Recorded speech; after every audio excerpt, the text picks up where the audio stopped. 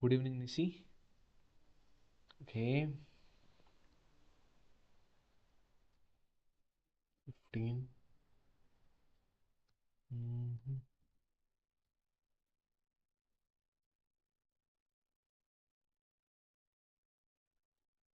We'll wait for another 5 more minutes so that people will actually join.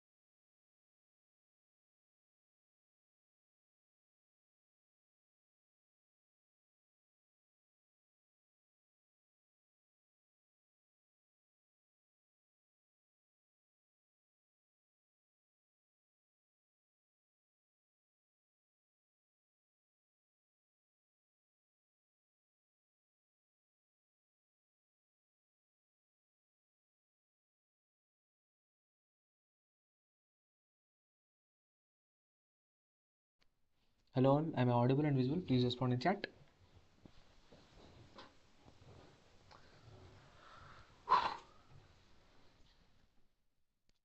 Am I audible and visible? Please respond in chat.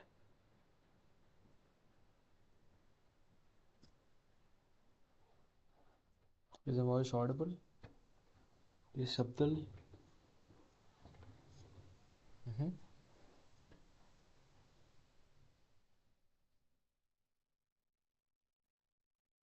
Yes, yes, Deepak. Fine. Um, okay, we'll start a session, but before starting the session, I just want to have a doubt solving session. So if anyone has any kind of a doubt from the previous day's session, you can ask me.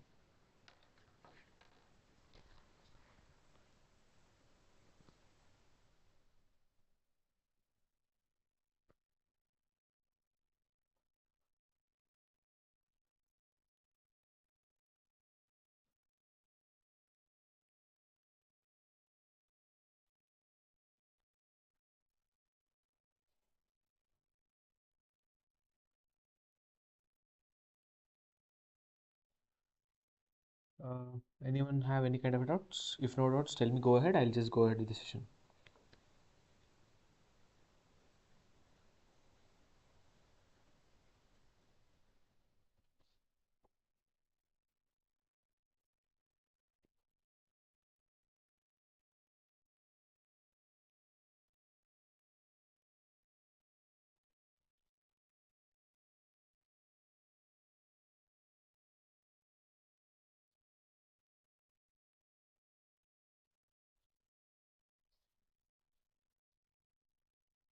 Can we go ahead?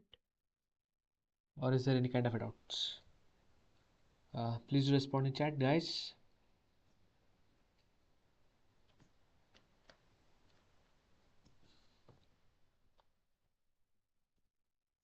No doubt. Okay. What about Smart Rio, Nishi, and other people?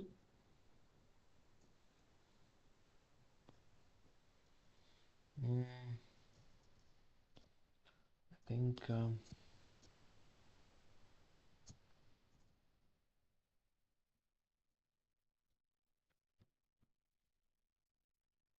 what is refactoring? It is nothing but we actually tend to change the code itself.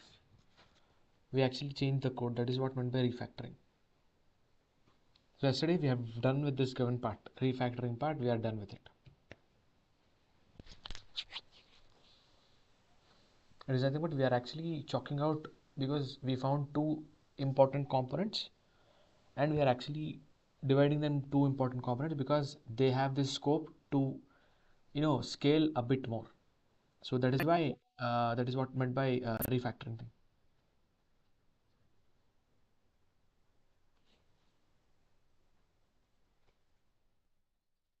Mm. Can we go ahead? Okay, go ahead, go ahead, go ahead. Let's go ahead. So let's say I'll open this thing.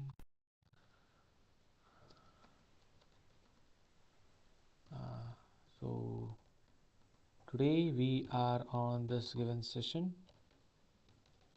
So I'll see.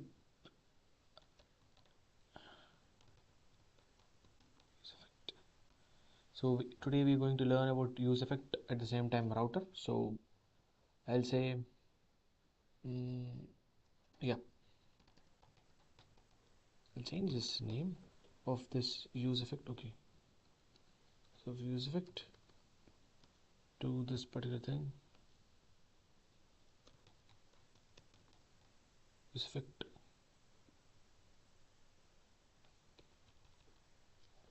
is of 3. Oh, yeah. Yes, so we'll say 3 dot use effect.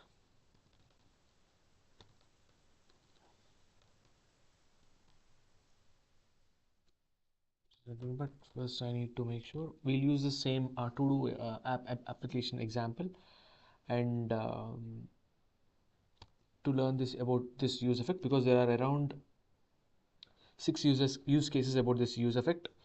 So yeah, and also this is it. Um,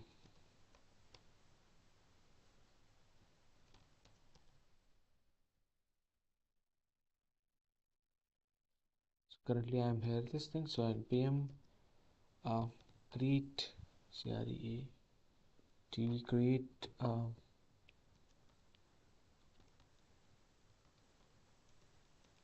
tweet latest. I hope it works. Okay, project name is nothing but 3 underscore use effect. I guess I am use effect. Okay, it's not working, by the way. It's not working. So any which way, I'll say I'll open it in the first part of this particular VS Code, and I'll say exit. Oh,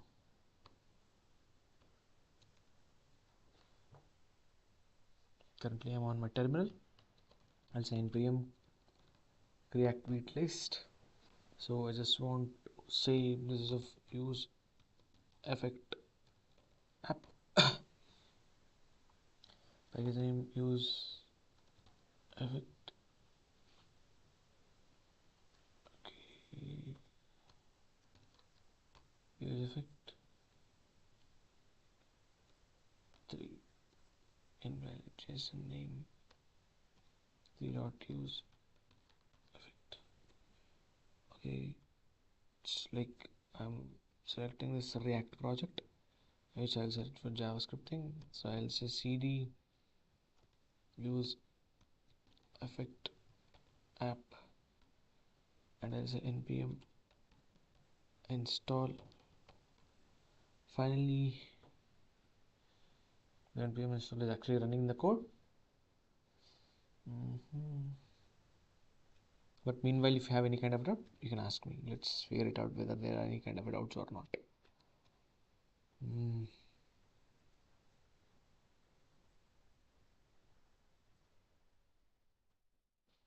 Yes.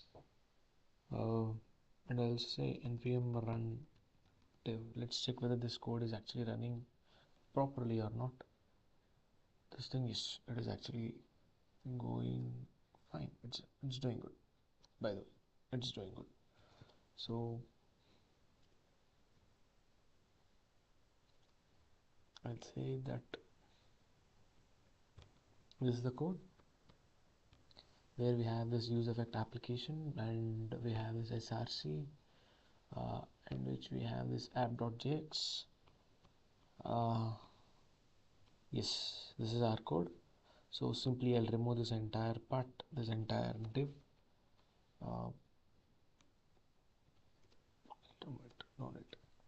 Instead I'll write h1 element, whereas I use effect hook.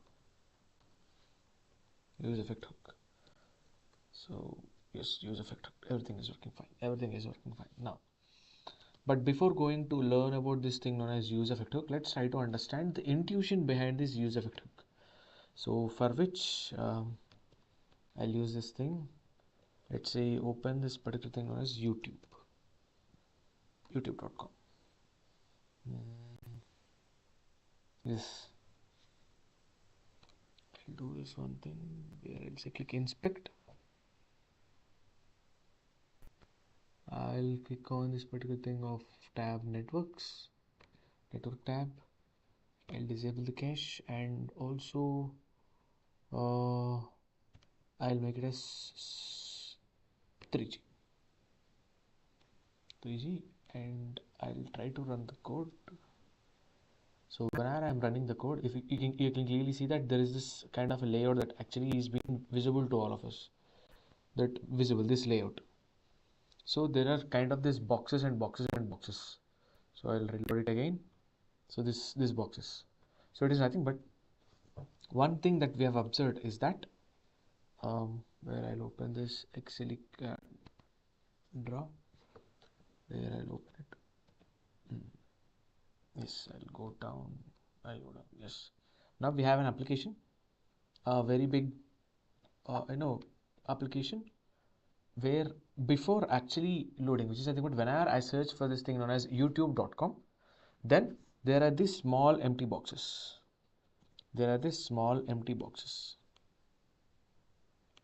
Right, that are actually placed like this. Small empty boxes that are actually placed like this.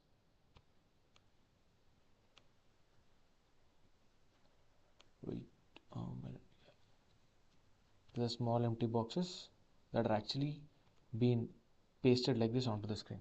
That it is indicating that some code is actually about to get into it, which is nothing but let's say there is just some indication for the given user that there is a data that needs to come in this given particular slots, which is nothing but, if you observe this entire stage of any given application, let's say we have taken this application example for this sorry, for this particular YouTube. So let's search for this thing known as linkedin.com.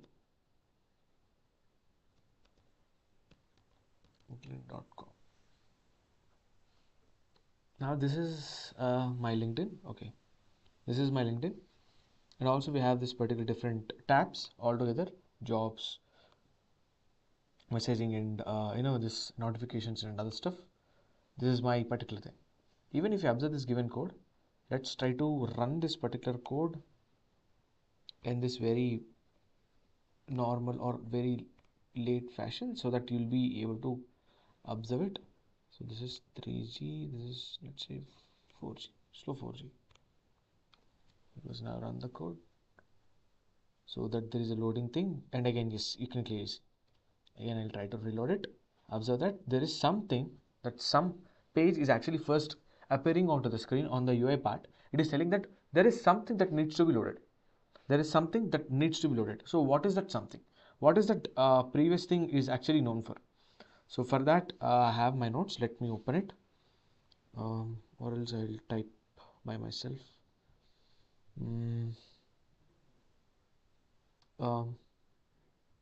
Think where is my notes?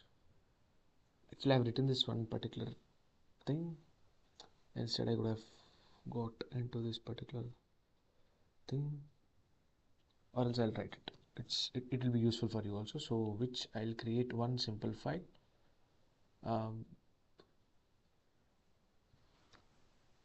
Where I'll say inside this source, I'll create one file, which actually I'll say that readme.md.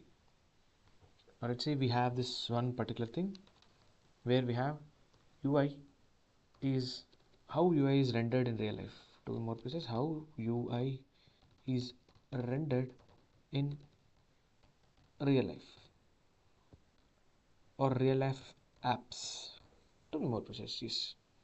The one thing is we have, for any given application, we have an initial render where after this render actually happens, there is this loader or the placeholder.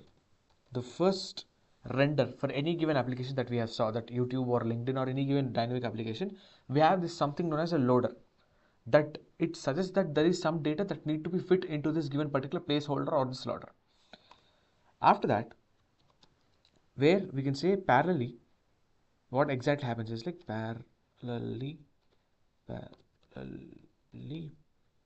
we make our browser make a request for the data that need to be replaced in this placeholder. And also we have this particular thing where replacing the data, replacing the initial loader or else initial loader or placeholder with the actual data, which is nothing but, let's take this thing of LinkedIn example. Whenever I'm reloading it, observe it, these things where initially that there is a rendering of this placeholder or loader takes place, and after that my browser in the meanwhile time, it actually makes a request to this particular LinkedIn server to get the actual data. So here where we have this particular thing, or where I can say that React must provide feature to just call a function at different stages of an app, which is nothing but, let's say I'm currently on my home screen. Let's say when I open this React, I'll be on this feed section, which is nothing but LinkedIn feed section. If I again reload it, so there is this thing and there is the data again coming back. And let's say if I go to this particular thing known as jobs, again the page is getting reloaded and every job is actually getting concurrently presented onto the screen. So this particular application where React at any given point of time, like if you want to apply for a job, then again new page will actually open.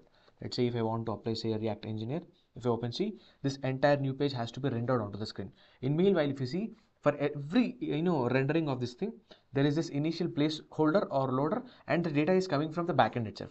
So for that, React must provide a function to call at different stages of application. But why do we require this function, or why do React must provide a feature to call the function is nothing but once the placeholder or the loader has been actually rendered onto the screen, then we need someone to get the data from backend to the front end and to render it on the screen.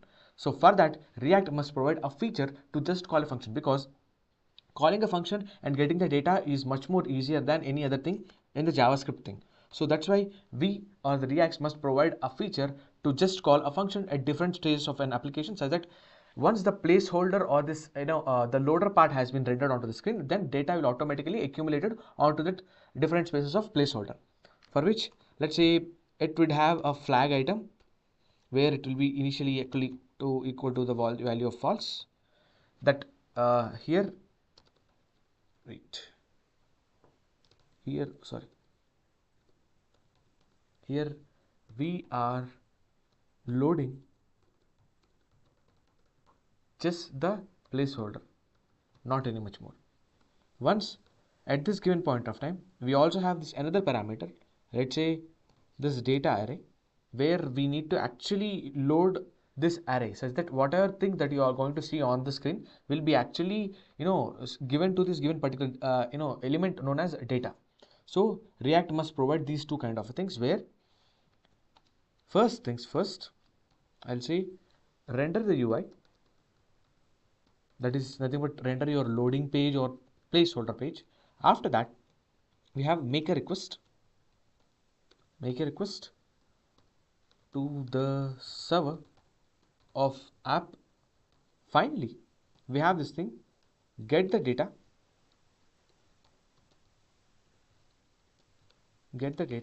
and include this data that is actually came from the server, include that given data into this data state or the data state variable, and again re-render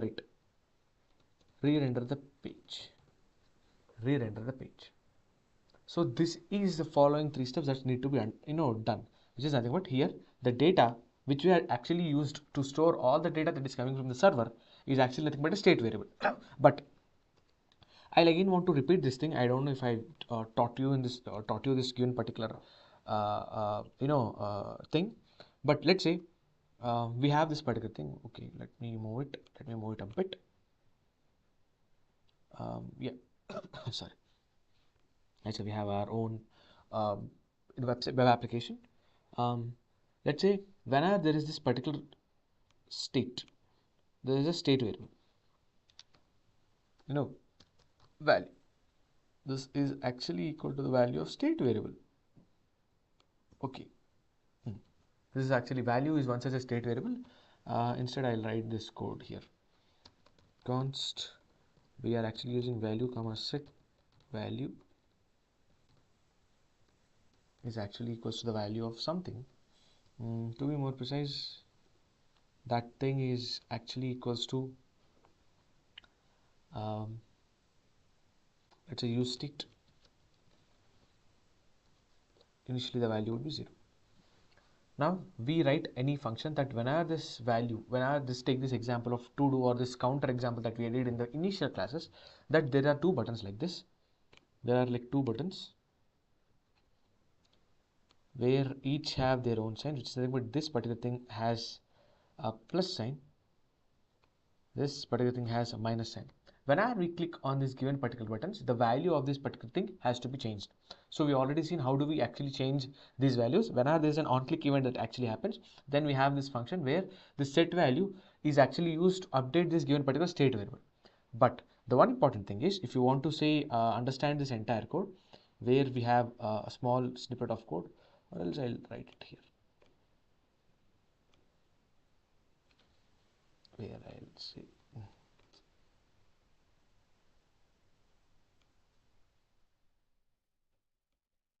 where I have this code as below.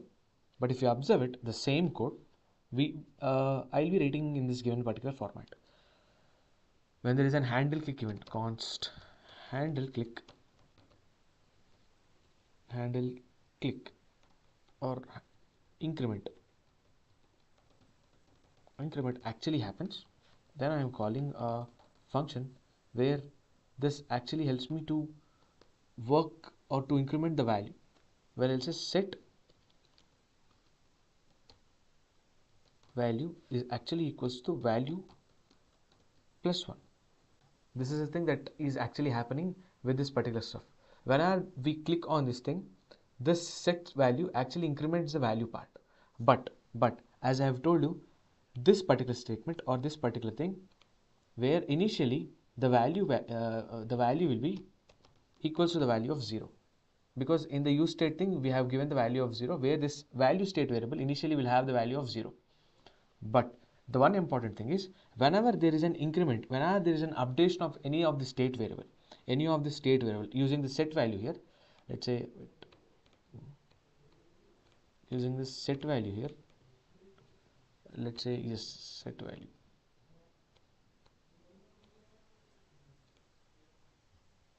This set value, I'll try to change it color. Okay. Anyway, whenever we have this particular thing on a set value here, this function, when updates the state variable, the rendering happens again. This is nothing but, once if you observe this particular given code, where we have these different values, initially the render actually happens. But whenever there is a value in the state variable, again this particular set value, which is nothing but this entire first statement actually executes during the first initial render, which is nothing but this particular only this use state value, where we are actually assigning or telling that this value is actually a state variable. That is the only time this value has been, or this entire line has been executed. But later on time, what exactly happens is, whenever we have changed this given particular state variable with the set value function, then that's the point of time where again rendering actually happens. Without this line, everything below this line will be executed. Everything below this white line, this initialization line, everything below that will be again executed onto the screen, which is nothing but, here I'll say return, I'll be having something div element, where I'll be having div element,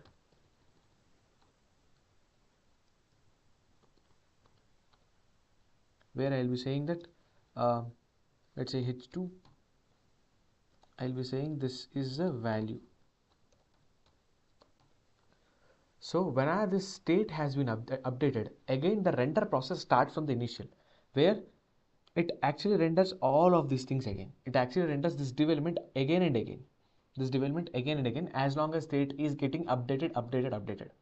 So this is the process that actually happens. So anyone has any kind of a doubt till this point, because it is very much important to understand when the rendering actually happens. Once if you understand this rendering actually happens, then it is very easy for us to get into this use state concept, and we can go ahead.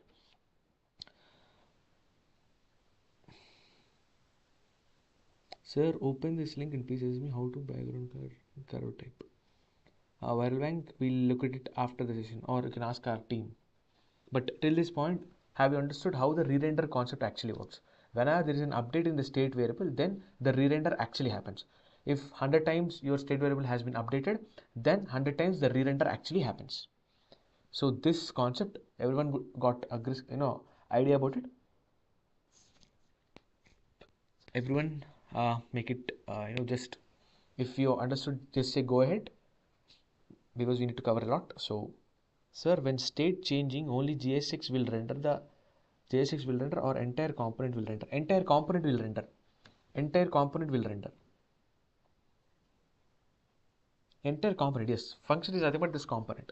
Entire component will be rendered, except the state variables initialization part. Initialization part is actually nothing but this particular thing.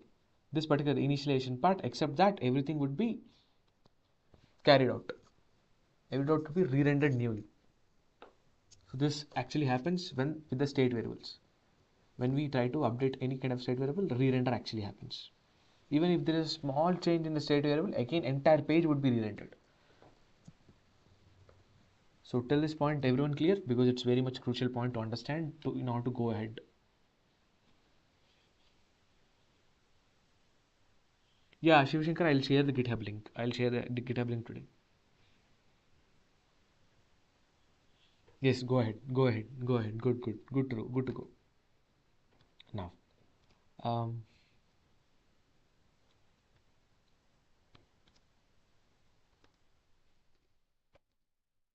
yeah. So, yeah, this is the README file. Let's close it. Let's close it. Now come back to this given particular thing.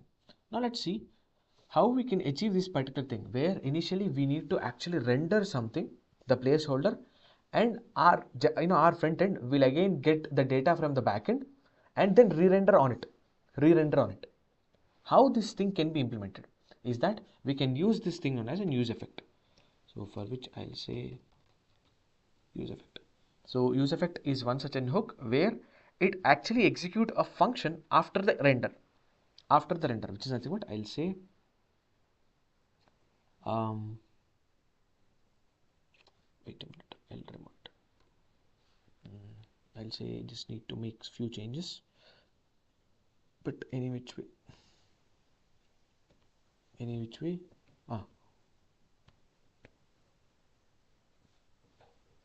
let's say I'll say const, oh sorry, I'll say data, comma, set data whose value is actually equals to use state. By default, its value lets to be null. Here the default value or the beginning value of this data state variable is nothing but null value. Now, let's try to use this one particular use state hook altogether. I'll tell you, sorry, use effect thing where it accepts this particular thing. Let's say async, where I'll say this one thing. Let's say there is this one website that is actually known as JSON placeholder. Let's say if I want to make a fetch connection, let's go to it. Where I have this users, where I have want this thing. So this is the first users thing. So I just want to fetch this data. Actually, JSON's placeholder is one such a server that is actually running at some other place.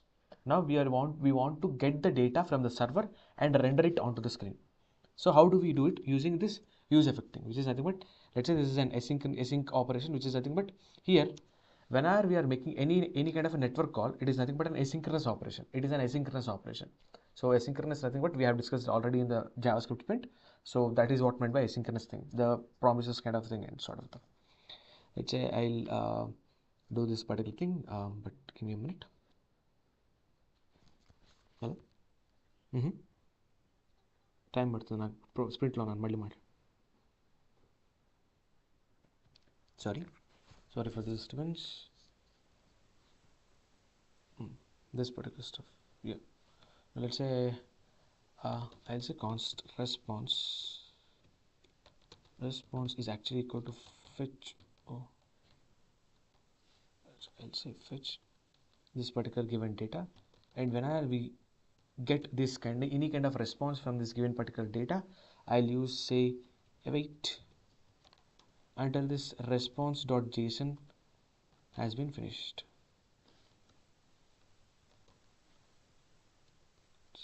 JSON is done.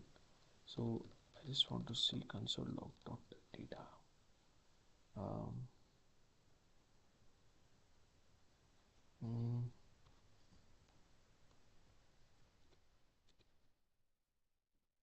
So there is this empty dependency array. Do not worry about why we have this empty dependency array in this given particular use effect hook. Do not worry about it. I'll explain. There are actually 6 use cases where we use this use effect much more. So do not worry about what is this dependency arrays thing, but in generally the use effect hook actually has the first function. Then next we have this particular thing known as a dependency array. So at this point of time, till that stuff, it is actually very much enough. Now I'll say console.log, or else no console.log, and let's say I'll return this something, which is nothing but when data is actually equal to the value of null, then I'll say h2 placeholder loading the data. So I'm writing, or I'm utilizing this particular function of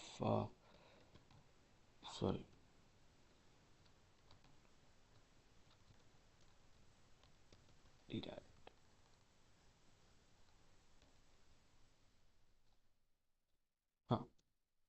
Which is nothing but if this given particular data is not actually holding this any kind of stuff, then we are actually utilizing it for this thing. So go to this particular thing, okay, run the code. Let's check what is this fault. Slow 4G, no, not that thing. Disable cache remote. Reload the code. Okay, any mistake that we did? Console that type error, destroy is not a function. Credit app, destroy. Okay, there is this warning, ignore it. Okay, destroy is not function, which is fine. The one thing is, whenever we are using this use state hook, we need to actually remove this strict mode. So we need to actually remove this strict mode. I think everything is now working fine. Yes, close it. So why do we remove this strict mode and sort of thing? That's actually a very simple thing, but I want you to figure out the answer. Why do we actually remove the strict mode when we use effect hook? So, but anyway, on simpler terms, we can clearly say that our page placeholder is actually loading. And let's go to this F12 and check whether we are getting any kind of a data or what. Response.json is not a function. Okay, app.jsx, where we have this data stuff, where I'll say instead we'll write this thing, console.log, enter.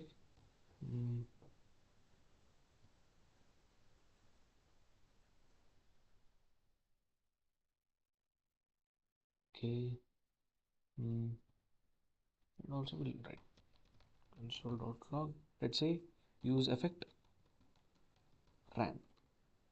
These are the two things that we need to actually implement it. Const data, initially the value is actually equal to the null. Is there any mistake that we did? Turn. Okay, uncaught app 11 line number 11. Okay, response.json is not a function. Response.json. Okay, run the code. Okay, it is actually, yeah. If you observe this first thing, the first thing that we did, which is nothing but, okay, wait, this entire method body. Any kind of data that we are doing it.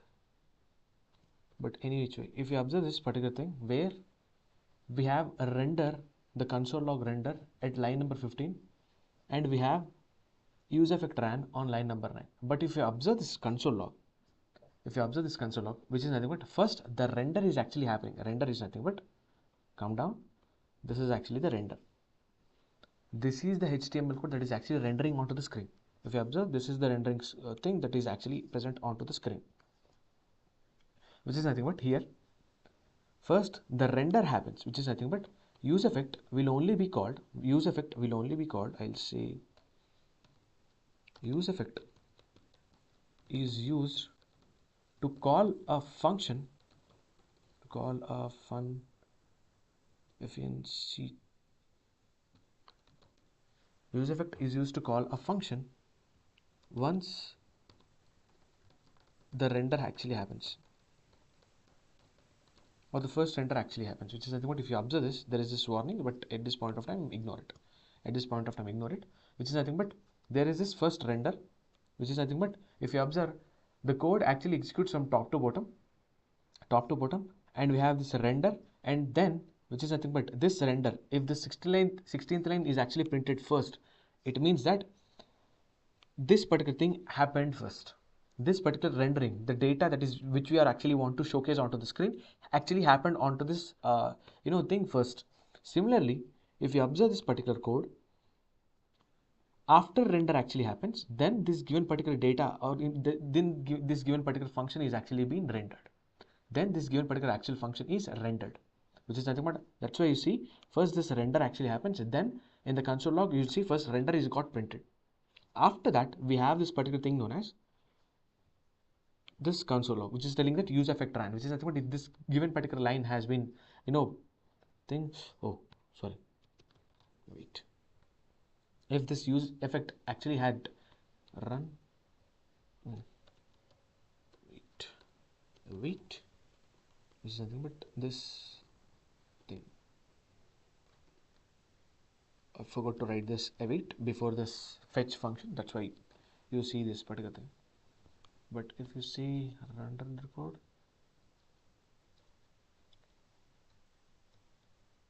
this is nothing but, okay, initially this thing, wait, let's first complete it. Yes, we are getting this object.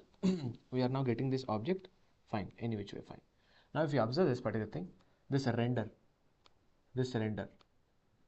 where I'll say, if you observe this given code, first this render actually happens, which is nothing but this entire thing has been rendered. Then this, after rendering, then this given particular function is actually being utilized onto the screen, or it is actually being called, which is nothing but use effect is used to call a function once the render actually happens. Once the render actually happens, the use effect, this given function will actually be called.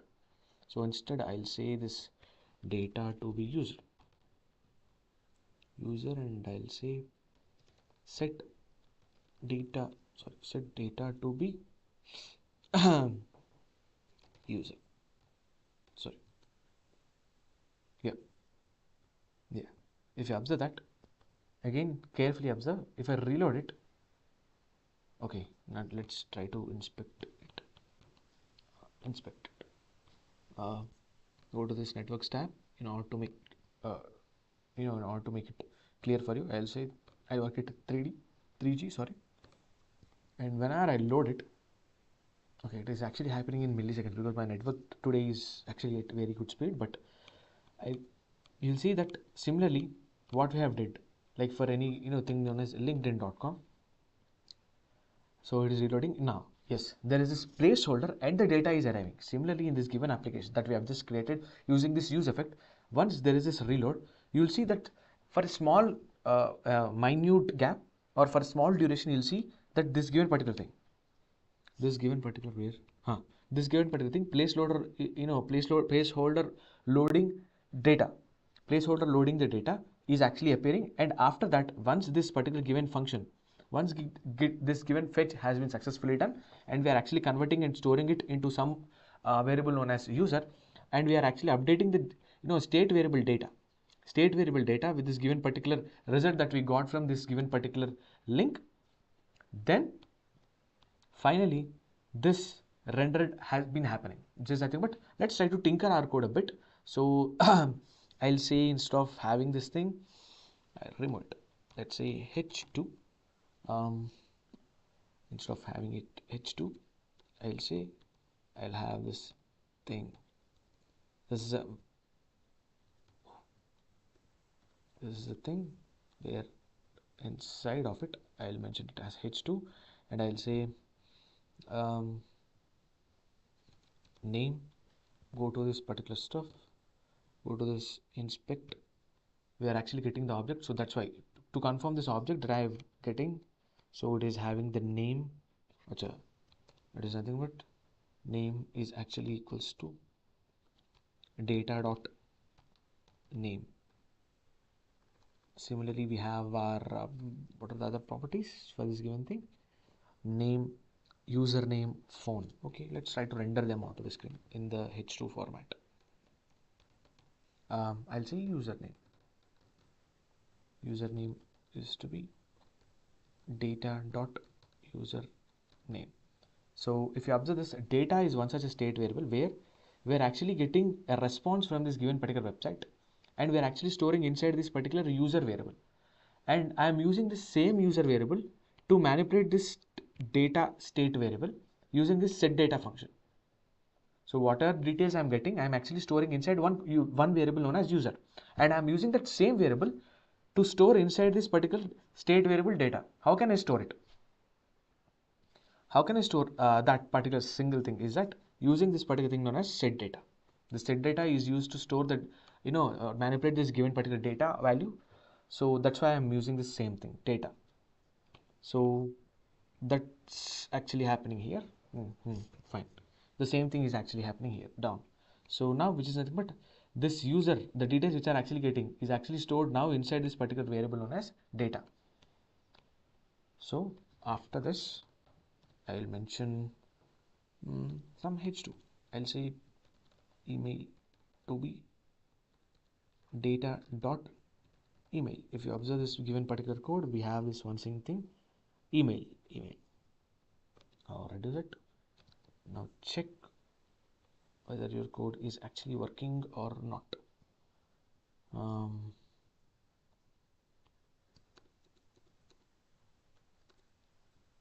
So reload the page. If you observe, when there is a reload, initially there is this particular thing known as placeholder loading for the data. Once the data or the data that this particular given function, which is written inside this use effect, this given function is actually going to that given place.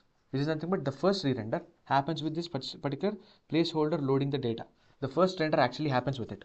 After that, use effect is actually calling this given function. And in this given function, we are actually going to this given particular link and getting the data or fetching the data and actually storing it and showcasing it onto the screen. So which is nothing but once the re-render actually happens, once the render actually happens initially, use effect using this given function, going to this given particular link, getting the data and actually showcasing onto the screen. That's why you see here. For any given application like this LinkedIn also, if I just do the same thing, initially the placeholder will be appeared, then next slowly the data will be appeared onto the screen. So this is actually done using this thing or using a hook known as use effect. So till this point, anyone has any kind of doubt?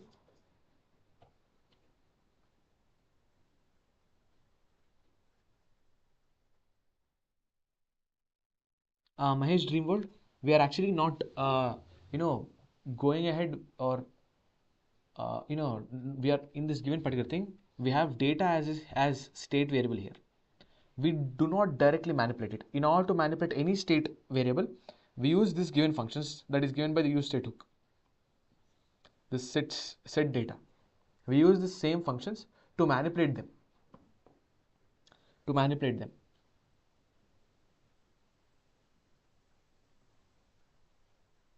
Clear?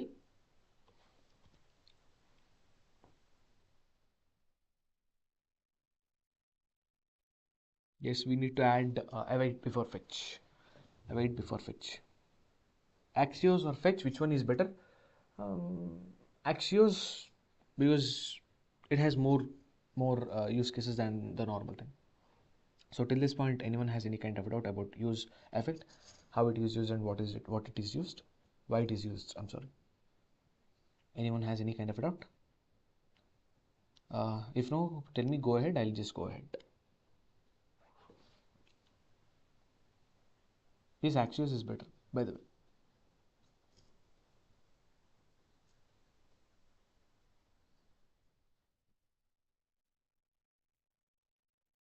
Go ahead. Yes, fine. Go ahead. Axios has much more feasibility than the fetch. Fetch is please use Axios. Axios is nothing but simple thing. If I want to use Axios, I need to again download it and do the stuff. But fetch is similar to the Axios, so do not worry about it. Go ahead. If you want me to go ahead, tell me go ahead. I said Famsi just told me this without go ahead. I'm going ahead.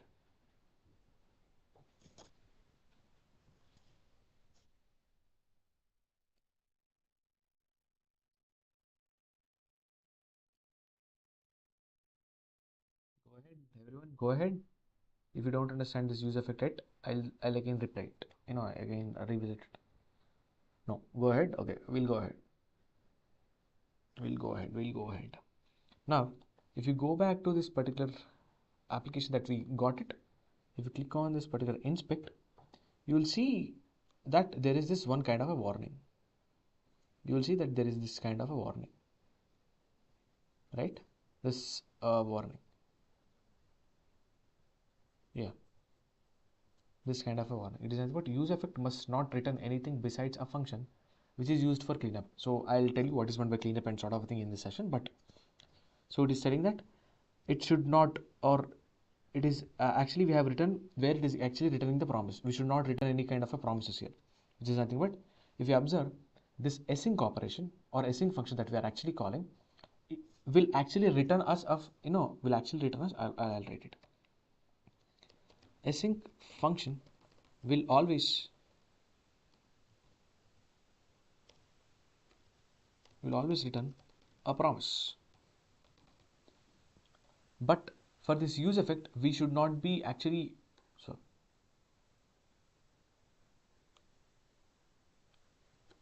returning this promise here itself.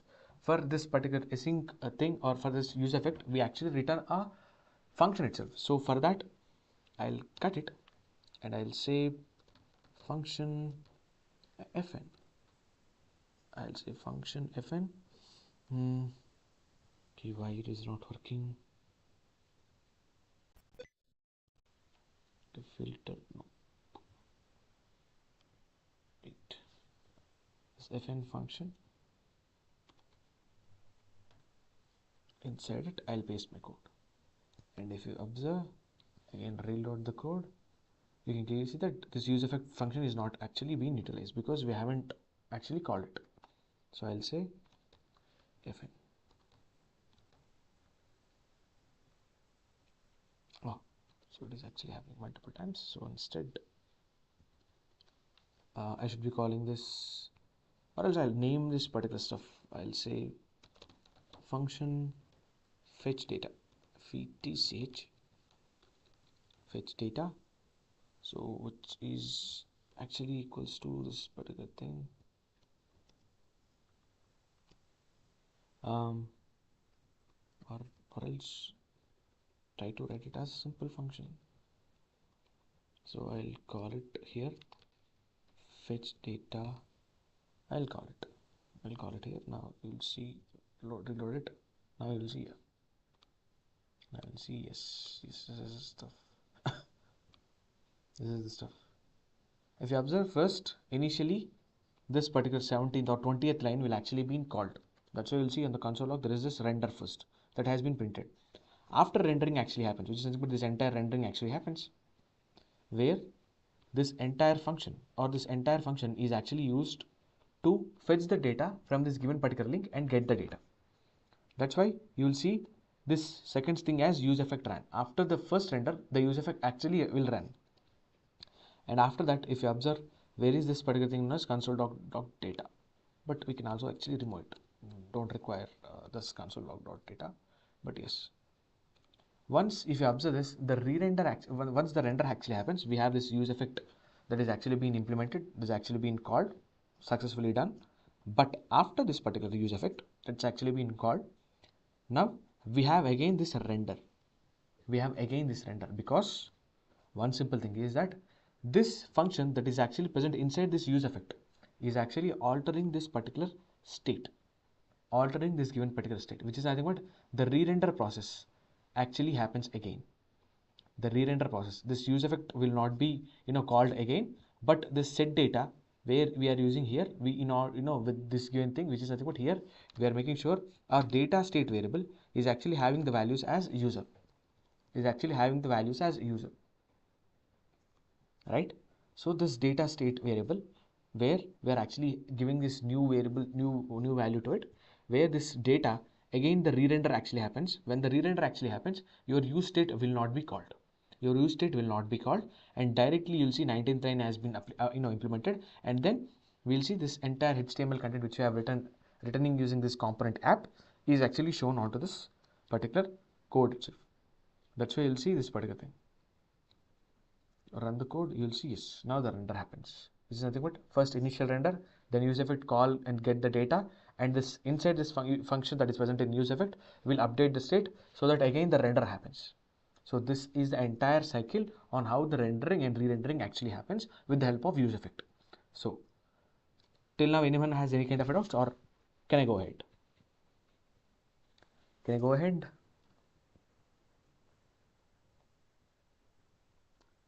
Can I go ahead? Go ahead, go ahead. If you want me to go ahead, I'll go ahead.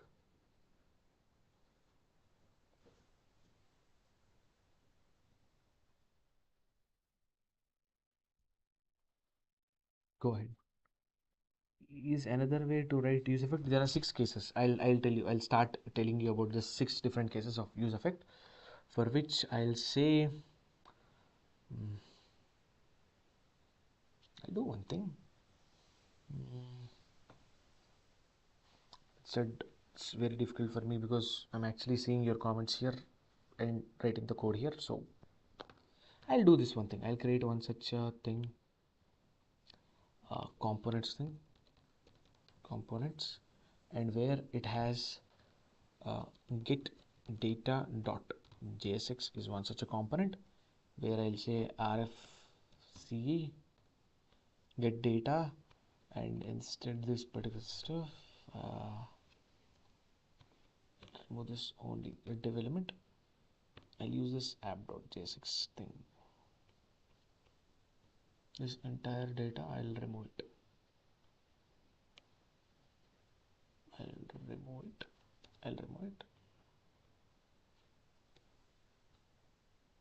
I'll paste it inside this particular thing.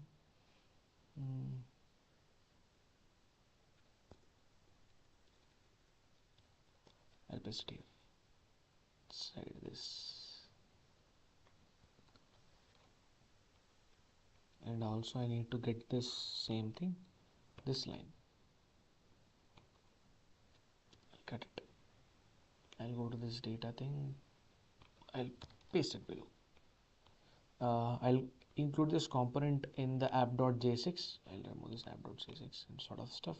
I'll say simply return. Okay, first I need to import this component, or else I'll say get data is one such a component that we actually built, where I'll say get data. I'm actually importing them onto this thing. Let's check whether there's any kind of an errors are there. Nothing. Everything is working fine. Fine. Let's try to create another component to understand how this different use cases of React actually takes place. So I'll say for which I'll say use effect examples dot jsx. So rfce, where we have this use effect stain thing. Good. Instead I'll remove it. Okay, not here at this point of time. Yes, let's try to understand how this entire code actually works, or this particular use state different cases. So let me take this simple example. I'll just create 2 things, value comma set value. I'll say use state. I'll keep it as empty, or else instead of writing the code, let me copy the code itself.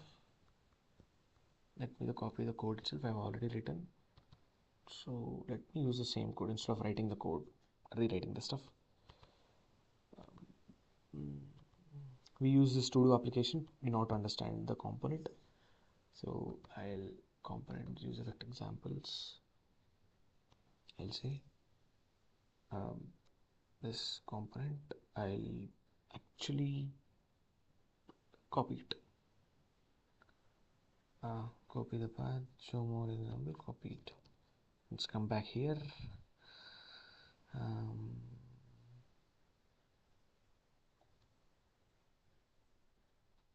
We'll include it here. So remove it. Just remove the recycling pin. So this is nothing but this is already a pre-written thing. So use effect examples. Yes, use effect examples.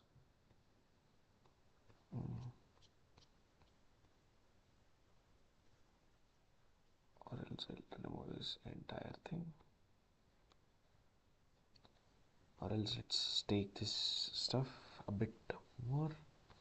So set task, cut.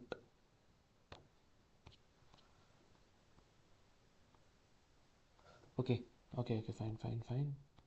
We have this one thing. Let's try to include this thing. So I'll just comment it out.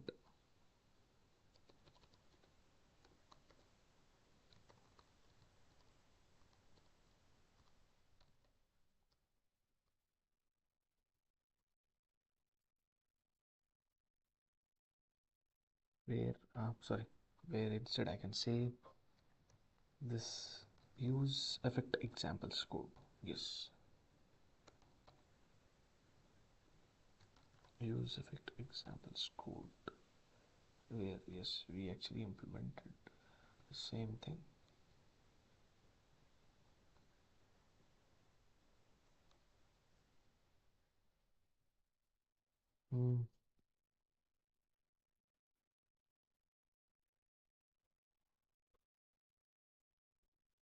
Let's import. First I'll import it. Use effect examples from the components dot use effect examples, where I'll say use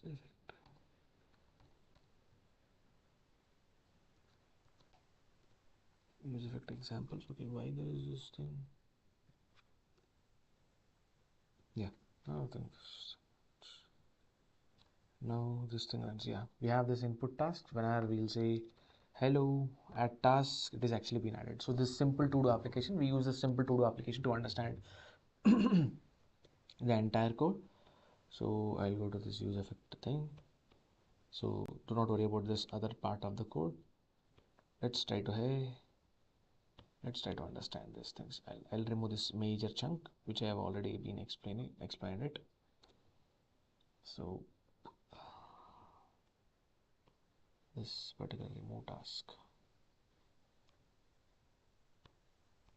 and there is a set task. So below it we'll run our code. Let's say we have one simple function which is nothing but, let's try to understand these three first use cases of any use effect hook. This is nothing but let's say function first first callback. Let's say this first callback, any which way I'll say that console.log, let's say first use effect. I just want to console log, which is nothing but I'll use this thing with use effect thing. So use effect, for which I'll say these things, this first cb command empty array, which is nothing but there are actually three main possibilities for any given use effect hook, which is nothing but with the presence of dependency array. To be more precise, here this particular case, or the first case, where we see what happens when we have this particular what do you think, this empty dependency array. What exactly happens with this empty dependency array? If in this given case, when we have a use effect hook with this empty dependency array with some callback function, like clearly I just want to don't complicate this callback functions like in the previous example that we did. Let's take this simple example and try to understand with this simple callback example what exactly happens. Because as we know, use effect actually happens when the first re-render actually happens, which is nothing but I'll focus on this F12 limit, run the code first. Okay, instead I'll write this thing console dot log, I'll say rendered. Run the code. Now if you can clearly observe, first we have our rendered or the thing that is actually present on the 20-line line actually happens once this is actually known as the initial render. Once this initial render has actually been happened, then if you observe, our use effect is automatically called. That's why you'll see that first use effect has been already called. Now, whenever I make any kind of a changes, let's say if I say hello, and click add to task, you see that this first use effect hook or the use effect hook is actually called only once, which is nothing but in this given case where if your particular use effect is having an empty dependency array, then this use effect will only call this function, or this function will be called once, which I can say that when we have this dependency array empty, then the entire use effect will be called only once, which is nothing but after the first render. That is the only time your use effect actually will be running. That's the only time your use effect actually will be running. See, what are things I am doing? Hello, I'll say hello again. You'll see the rendered will be actually increasing. The rendered will be actually increasing because whatever time we are actually, say this particular thing, this particular value. Here this value is nothing but this given particular value. On right hand side is actually state variable. Whenever there is something on change event actually happening on this given particular input element, then we are actually manipulating this particular state variable using this given function. That's why whatever I type here, see H, you'll see render actually happens. E, L, L, O. Third, how many times or how many changes that actually happens on this given particular thing, because input is one such a variable where it is constantly overviewed by this state variable. So with every small change, the state is actually rendering the concept again, rendering the UI again. So that's why you'll see many kind of renders. Even if I add task, then again a render actually happens. But use effect, or this here, the use effect thing with empty dependency array will actually only be called at the initial render. Once the initial render happens, then only this use effect has been called. After that, it is not called. So that is the first use case, of this given particular use effect. Let's try to understand the second use case also. So I'll write another function. I'll say function second CB. Where is it? Console.log second use effect. What is the second use effect? Let's make this thing.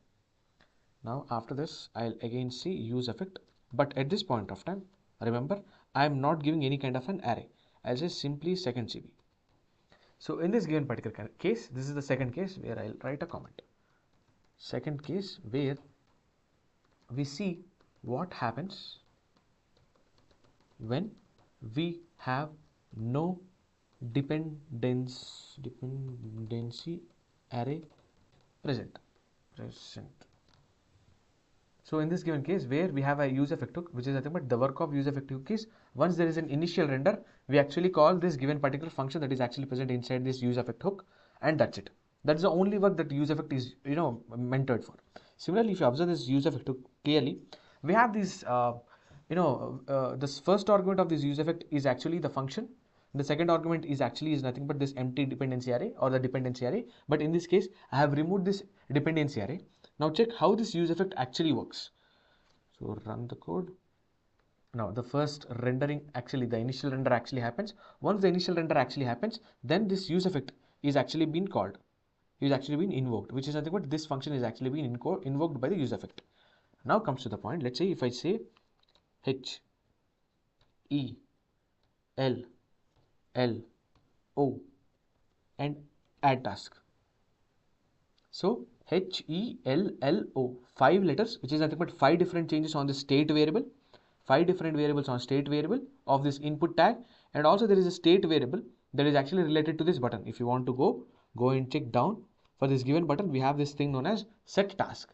Set task is actually updating the array itself. Task array is updating the task array itself. So task array is actually a state variable. Set task is actually dealing with task array variable, state variable itself. So whenever, if you observe this particular thing, or if you observe this particular case, whenever there is a state change actually happens, which is nothing but when there is a state change happens, then there is an actually rendered. Then there is an actually render process actually happens. So for each render, every time, whenever there is a render happening, your use effect is actually being called. Whenever there is a render happening, use effect is called. Render happening, use effect. Render happening, use effect. Render happening, use effect. So how many times your render actually happens, those many times your use effect is actually being utilized. Those many times your use effect has been utilized. So that's for this particular thing of, or the second case where if we don't have this particular no dependency array as a second argument in the use effect hook, this is the thing that we actually see. But let's see the other case. Let's say function third CB.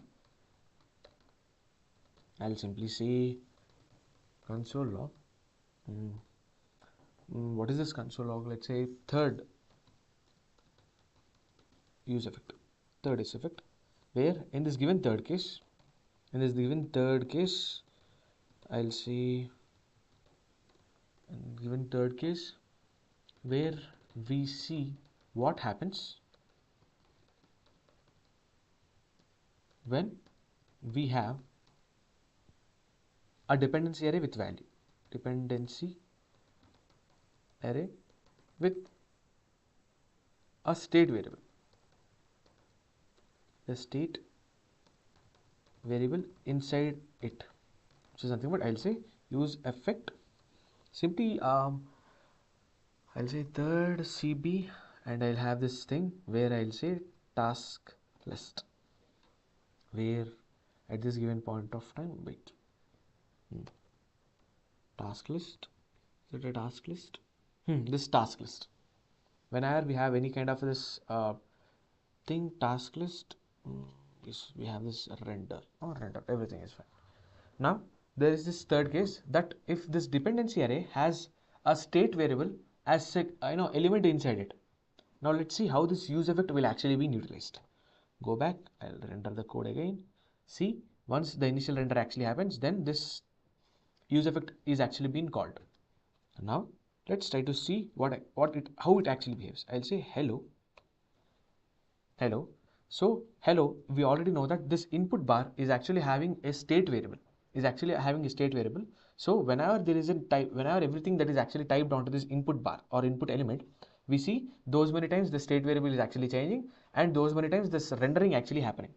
Till this point, clear? Now let's try to see this particular thing of add task. Whenever we click this add a task, you will see this add task is actually creating a state variable to change its state, which is nothing but this task array, this task list. Whenever there is a change, then we are actually utilizing that change to be happened.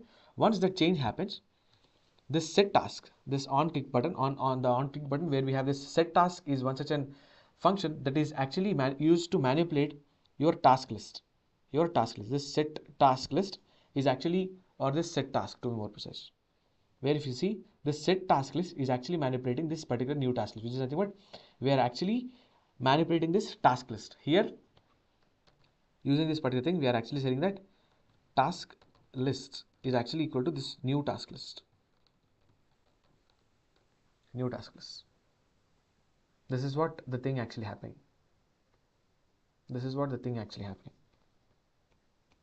So, which is nothing but if you observe this given code, that if there is any change in this given particular state variable that is actually present inside this dependency array, then use effect will be called. See, if I run the code again, let's say I'll say hello. You'll see there is a state change that actually happening in this input bar. That's why it is rendered 5 times.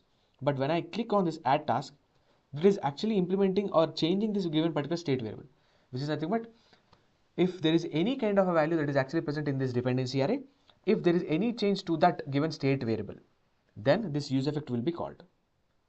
What is meant by use effect will be called is nothing but this function will be actually called.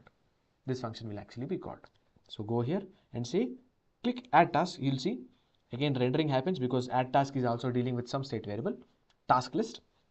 Then once the task list has been updated, then we have this thing known as third use effect, or the use effect call that has been again called. These are the 3 primary cases for any given use effect hook, which is nothing but with an empty dependency array, with no dependency array, and with an dependency array with having some state variable. So till this point, anyone has any kind of a doubt? Bisalavamshi, by giving empty array represents render the component only one time whenever the state changes. Whenever the state changes, no, when there is an empty dependency array in the use state hook, then the use effect will only be called after the first rendering. After the first rendering, then only the use effect will be called. So anyone has any kind of a doubt till this point? If no, tell me, go ahead. I'll just go ahead. I'll just go ahead.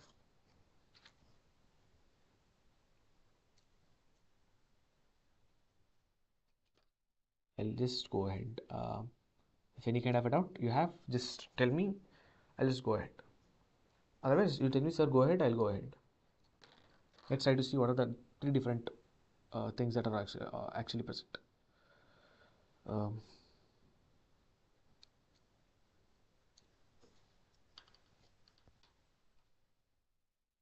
Any doubts? Any doubts? I think everyone there in the session or left the session?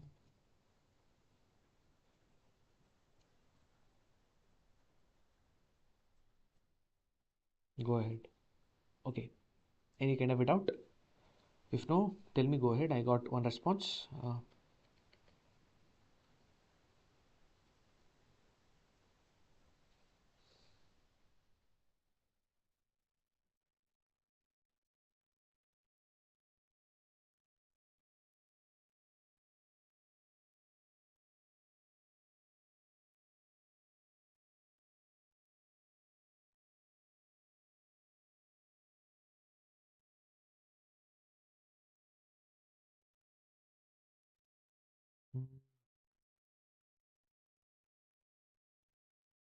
Then now, let's try to understand what does this clean effect. The other next three cases.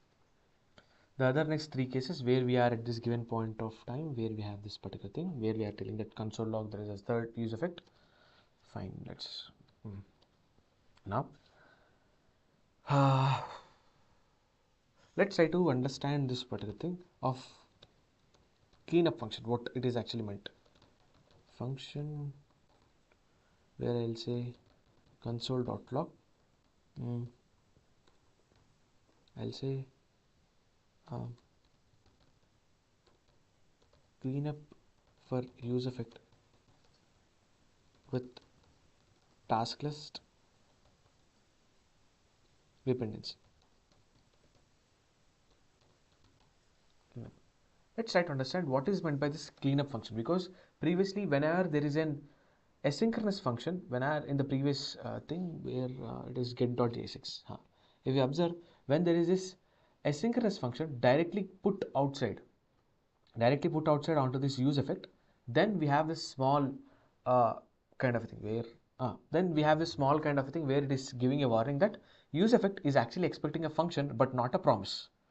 So I just want this particular thing to be synchronous. That's why whatever asynchronous thing that we are actually doing, we are actually keeping that inside a normal synchronous function, right? If you observe the same thing here, which is nothing but we have this one cleanup. I'll take this example to tell about this cleanup. Let's say you stayed in particular 5-star hotel. So a room is actually allocated for you in this 5-star hotel, and inside that 5-star hotel you actually stayed for one single night. After that, tomorrow morning, once you vacate that particular 5-star hotel room, the room from the 5-star hotel, then at that point of time, people actually come and say, sir, there is a room service. Sir, there is a room service. Because whenever we are about to vacate the hotel room, we actually tell to the hotel people that I am actually vacating, so please do what are the things that are necessary, which is nothing but once we tell that we are actually vacating, they'll say, sir, okay, if you are vacating at this given point of time, then we have our room service. So once you just get out of your room, or once you go out of your room with your luggage and other stuff, we actually make sure the room is readied again. The room is readied again. So that's what it is meant by cleanup function, which is nothing but once the given function is actually being called, then this cleanup function will make sure that whatever thing that has been implemented onto the screen will be actually cleaned up by this particular thing known as by this given particular function as cleanup. So that's why I'm actually returning a function which is nothing but in this get.jsx, this async function is actually returning as a promise object, but this which we have already kept in one synchronous function, this particular fn function is actually giving us one simple function itself. We are actually returning one simple function. Similarly, I am applying the same thing in the thought in the what I can say, this callback. I am actually returning a function. Now let's see in this given case how this entire cleanup function will actually be implemented. Go back to this particular thing, remove it. The first initial render happens, then your use effect will actually happen. Now click, say, let's say hello, rendering actually happens, click on it. Now see, so cleanup is telling that before executing this use effect thing, the cleanup will be actually taking place. So first the render actually happens, then cleanup will actually do its process, and then will go out and it will give space for use effect to execute. That is what it is utilized first, that is what it is used, cleanup function. As similar to this example, whenever we are about to vacate any given room, hotel people will come and will clean the room. Initially they'll just clean the room, keep it neat, because after cleaning some other person will come and occupy that room. So this is the same concept is actually been applied here also. Once this particular thing that has been implemented or submitted onto the screen with state variable, okay, sorry. Once there is this thing known as hello, and if I click add task, then there is a cleanup actually happens, then this use effect is actually called. Similarly, if I say hello again and click on it, same thing happens. Before calling this use effect hook, we are actually calling this cleanup first and then calling this use effect now. Yes, so here, to be more precise, I can say I can add these few lines. First case, let's see what happens with this particular thing. I'll say only in above case, only its callback function, CB function, called after first render. Similarly, I'll copy the same comment. I'll say in the second case, in the above case, callback is function called after every render. After there is if there is a small render onto the screen, then this callback is again called. Similarly, for the third case, which we have seen that in the above case, this particular callback function called after every render, or I'll say every change in the task list state variable. But if you observe, this particular callback is actually also having this cleanup function, where before calling this again, whenever there is a particular change in this given task list state variable, before directly calling this use effect hook, we are actually going to this particular third CB or the function, and we are first calling this particular cleanup function, and then we are actually calling this use effect hook. This is actually what is happening. Now let's say how this thing actually happens. I'll go. Let's say we have this one thing where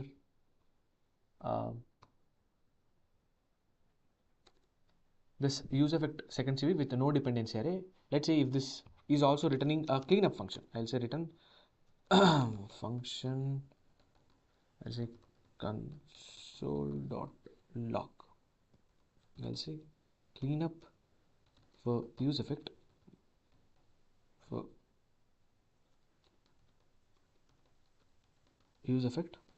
with no dependency array, because without this cleanup, for every render, this this particular use effect has called this second CB function. Now let's try to understand how this particular thing actually works if there is a callback function. So I'll go here and I'll say first the rendering, actually initial render happens, then the second use effect will eventually be called. But if I say h, hello. For every single render, when there is no dependency array in this, where is this? When there is no dependency arrays in this use effect hook, for every render, for after every render, to be more precise, after every render, cleanup function is actually called, then the use effect hook actually is called. Then the use effect actually is called. The same example, vacating the hotel. That we are actually want that hotel room to be fresh each and every time. One guest will come, occupy that room. Before vacating, he'll tell, sir, I am vacating. He will vacate or she will vacate, and then we'll clean all the room. And after that, we'll keep the room neat such that third person will actually come, or some other person will actually come and occupy the room. Same thing actually happening. Same thing actually happening here in the concept of use effect. Now, final thing is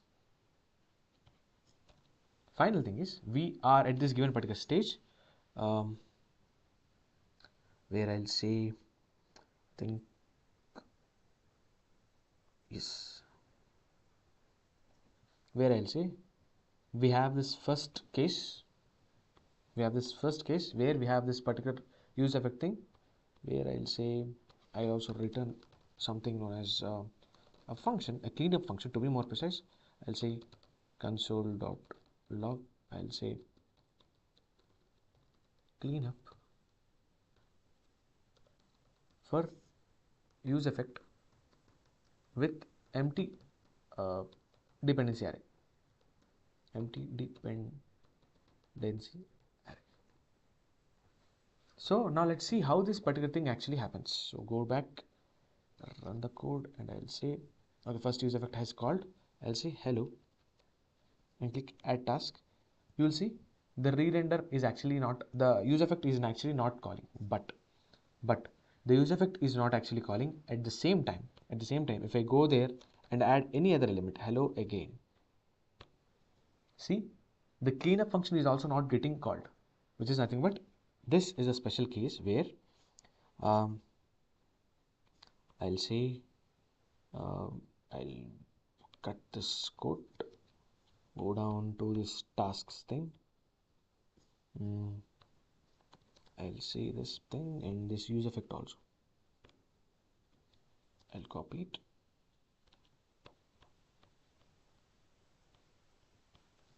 I'll paste it. Now check what exactly is happening. Rendered. I think, yep.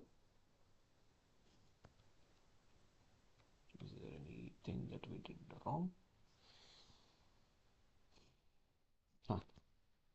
Rendered. Let's say there is this hello. If I click add task, you'll see then the re-rendering, then the first use effect is actually called. But the basic initial thing that we must understand in this given particular thing is, whenever we remove this particular element, then only the cleanup function will actually be called. Then only the cleanup function will be actually called, which is nothing but, take the example of hotel room where you just vacated the hotel, and in order to call this cleanup function, let's say you decided to not use that room again, which is nothing but, there is this one 5-star hotel, Marriott or some other thing, there is this room known as 101. After you or after any guest staying in that particular room and after vacating it, you thought of, like, as a hotel management, okay, I just want to collapse that 101 room. I don't want to use that 101 room any which way possible, any further possible. For that given thing, we are actually trying to plan this particular stuff, which is nothing but, once the element here, I can tell you, once this element here rendered add task, once that element is actually called, then only this use effect hook will actually be called at the initial thing. After that, carefully, once we destroy this particular thing, then only the cleanup function is actually being called. So these are the 6 use cases for any given use effect examples, any given use effect use effect example. So what I can say, that here I'll tell you this use cases stuff, the real life use cases, where which to use this particular dependency array with this cleanup function, which to use this normal thing only with no dependency array, and when to use this third case. And these are respective cases, when we have this cleanup functions, when to use which one. For that, I'll tell that I'll go down, I'll say which I'll say that use effect is to be called after the render. This is the thing that we actually know about the use effect, but it has many cases. Like callback is called whenever there is a use case function is actually being implemented. Callback is called once in the lifetime, which is nothing but, if you observe this particular the first case where we have empty dependency array, that's what I am talking about. Here the one reference to this particular given case where we have only empty dependency array. So in that case, callback is actually called only for one time in the entire life cycle of the product or in the entire life cycle of the component itself. So that is the thing where we'll say that thing, we'll say use effect. So that would be, there is this one simple function and there is this simple dependency array. Now, when do we use this cleanup thing? What exactly happens is this cleanup thing. To be more precise, after component is removed, then cleanup is called. Similarly, I'll say use case. What is a practical use case of this particular thing? Let's say on page first load, data fetching. So previously in this get data example, we are actually trying to fetch the data. So for that given kind of a thing, we actually use this particular stuff. Similarly, this second thing, which is actually known as or second use case, where callback is called every time after render, or I'll say, every time callback is called n number of times, to be more precise, n number of times in the lifetime of the component. So for that you will say use effect with no such kind of an dependency array. So when do we call, or how the cleanup actually works in this given particular case? If there is any cleanup function that is actually you write it, then how does this thing actually happens? So we'll say before next use effect call happens, this cleanup will take care. Cleanup function will be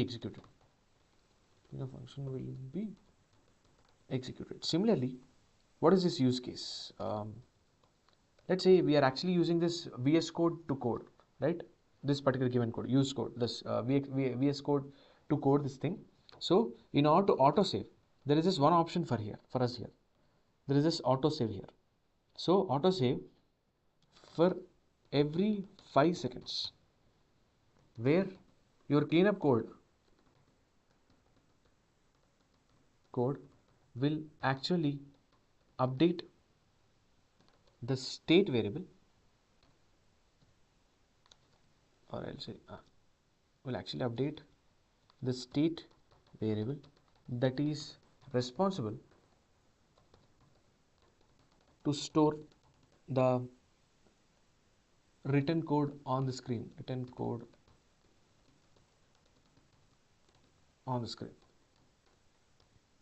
Similarly, we have the third case where our callback function is called if the dependency updates number of times in the lifetime. This is something what here this would look like use effect, and it will say fn comma something with the dependency value, something which, let's say, task list, some state variable, to be more precise, state variable. Whenever there is a change in this given particular state variable, then your particular use effect hook will actually be called. But when this cleanup function will be called, that's very interesting thing. So if you observe, before next use effect call happens, then cleanup will be called. This is something, but if you observe this code again, let's say we have this thing known as hello, click on it. The first use state, whenever we remove that component, you will see rendered again, and cleanup actually has taken place. And again I'll say hello, click. You'll see the first use effect has been called, which is nothing but initially after the first render we have our use effect hook that actually been executed. Then before executing this next use effect hook, this cleanup is actually called. So this cleanup is actually called when we actually remove this particular component itself. We actually remove the component itself. So that's how this cleanup actually works. So what is this use case? So use case would be, let's say, I'll do this particular thing. I have written code for it. I'll say, okay, go down here. Say I'll paste it. There's no particular option. Wait a minute. Let's say copy it. So in this given components, I'll say why the space is not working.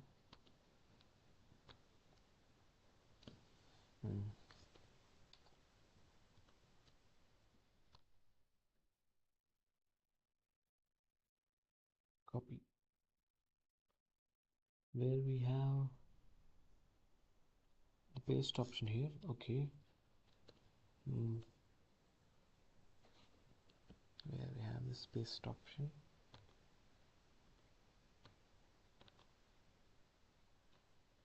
There is no this paste option. Let's say I'll create this component itself. What is this component? Resize aware component. That's what. Resize aware component dot jsx.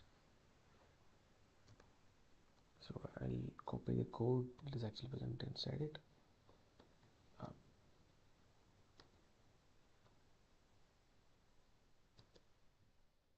Oh, okay. By mistake, I just remove it. Yes, everything is fine. Everything is fine. Everything is fine.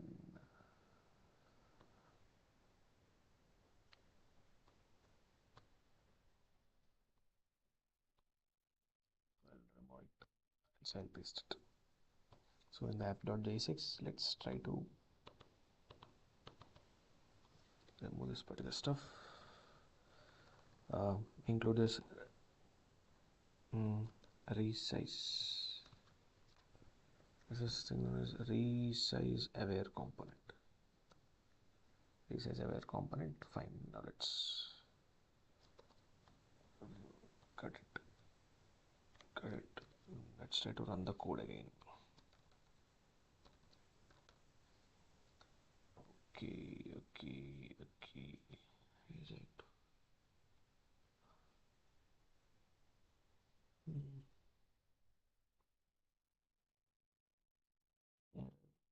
Whatever it is.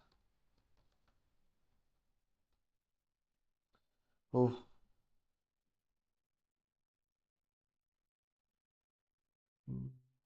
File.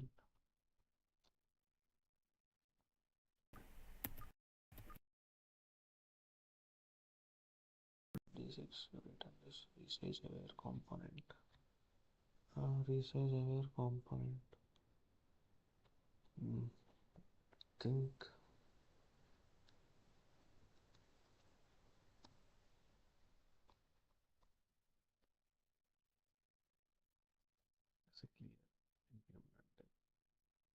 okay, but what happened?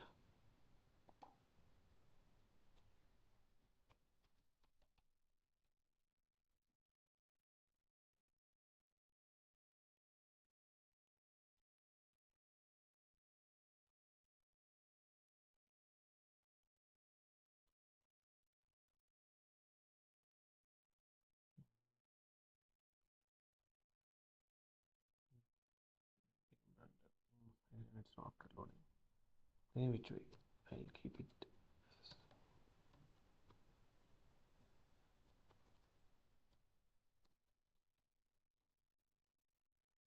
We have this another component. User examples.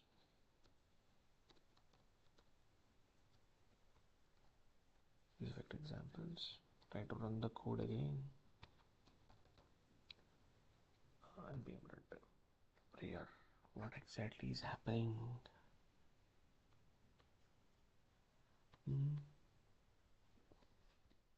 Complete log of this could be run file npm cache error row.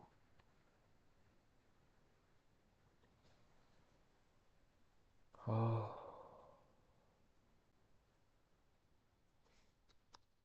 Still remove all of this stuff, but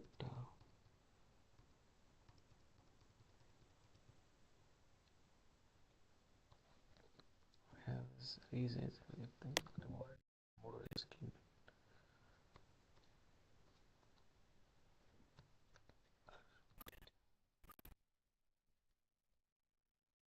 We have this thing. Wait. Sorry. This thing. Resize. Have here. Component.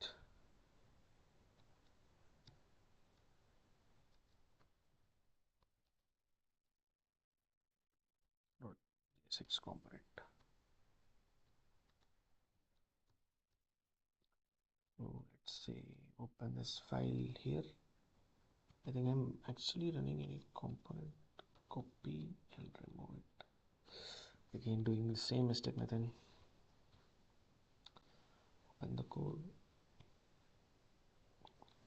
Paste it. And I'll say this particular stuff. ls. Acha, I need to go to this app. npm run dev. Now the working is app is working now. Oh, I'm actually rendering this particular thing. So where I'll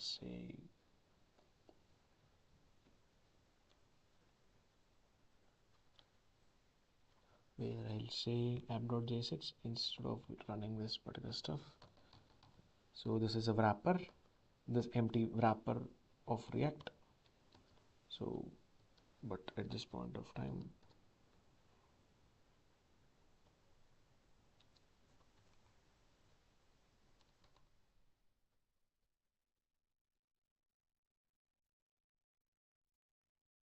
so we have this one component. Let's say we this thing resize aware component. Let's run the code. Yes, this is a resize aware component. Do not worry about what is the logic that actually been implemented. But if you observe, see, the component is actually a bit. If you say, I'll click on this inspect. I'll click on this inspect.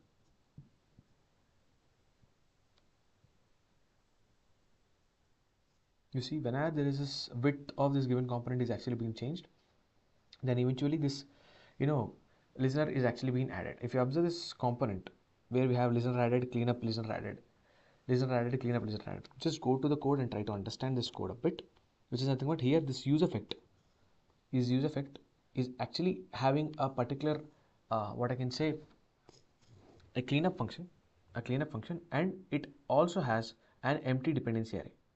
This particular thing, where here once we increase and decrease the this particular thing, where this component doesn't have any kind of an this use effect doesn't have any kind of an empty dependency array. So at this given point of time, which is nothing but for every render there will be actually called with this cleanup, and then again use effect will be called, the next use effect will be called. So if you observe this code, so initially it is telling that this given particular listener is added. This is the function that is actually being taking place, right? Whenever I have created an add event listener, whenever there is this event, event of resize actually happens, then handle resize will be actually called. If you go to this function handle resize, where you see this window width, where window width is actually a state variable that is actually manipulated with this particular thing known as set window width. Whenever this particular thing actually happens, then this particular function is actually get reiterated.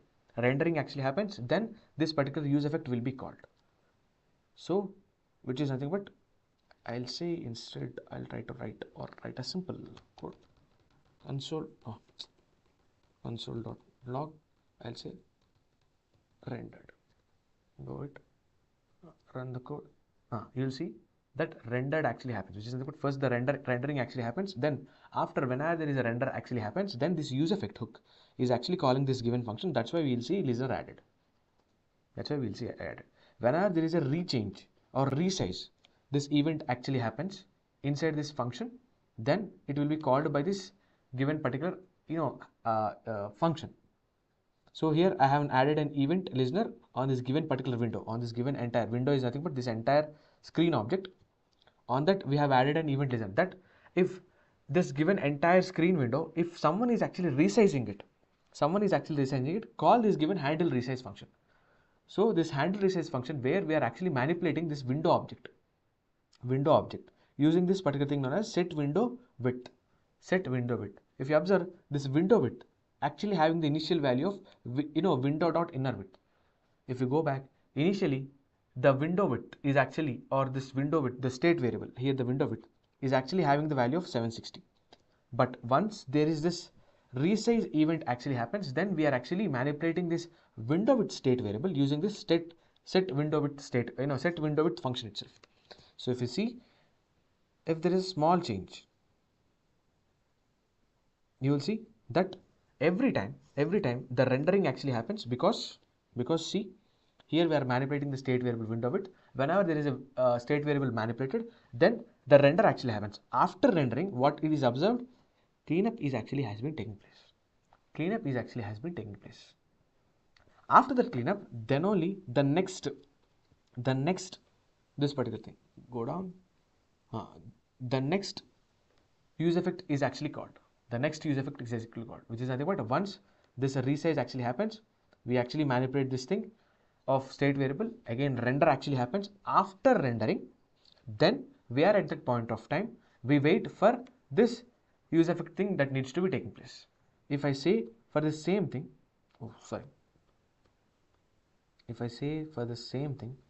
there is this empty dependency array. Run the code. Initially is added, as long as you move it, you see there is only the render option. Until unless this component itself is collapsed, I don't call my use effect. So until unless this entire component is collapsed, then only I'll call it. So how I will call it here, whenever there is a cleanup function, then until unless this component, and there is also an empty dependency list, until unless this component is actually get deleted, then only I'll call the cleanup function, and I'll wait for next next use effect to be called again. So these are the 6 cases that in any given particular interview they'll try to manipulate you with this use effect hook. If they'll ask you, do you know use effect, and you will say yes, I do know about use effect and how it works. But these are the 6 different cases, even though will be applied in the industry perspective also. So anyone has any kind of doubts till this point? I'll send the code, don't worry about it. Okay, then here use effect is performing mounting and unmounting and updating the similar classes to the class components, right? Not exactly, but on the similar lines, I can say that. So the mounting, unmounting will actually taken care by some separate class components altogether, but this use effect is actually helpful in order to say that there is some data, wait for until the data actually renders onto this point. So use effect is actually used for that, which is nothing but, once the initial render actually happens, we use the function to call the data and get the data onto the screen. So that's the part is actually taken care by the use effect itself. So anyone has any kind of a doubt till this point?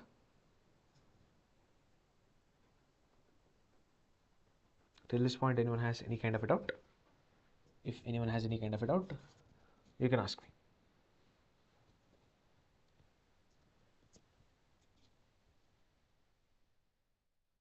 If no doubts, tell me, go ahead. We'll go and see what are routers, what is meant by routing and other stuff.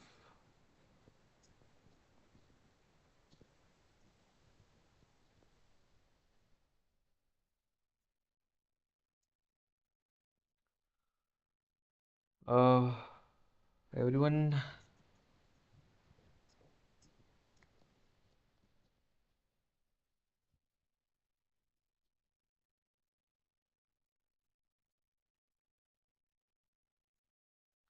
okay, are you able to understand my sessions? Like, am I going too fast?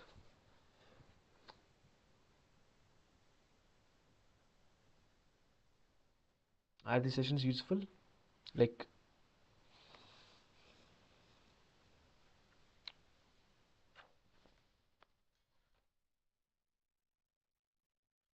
yes, thank you, thank you, thank you. Uh,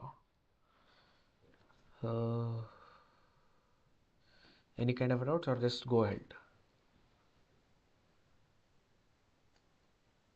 Any kind of doubts or just tell me go ahead, I'll go ahead. It's your thing.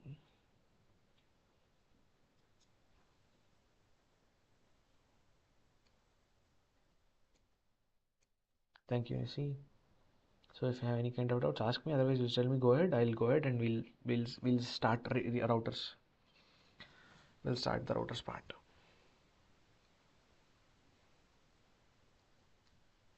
Okay.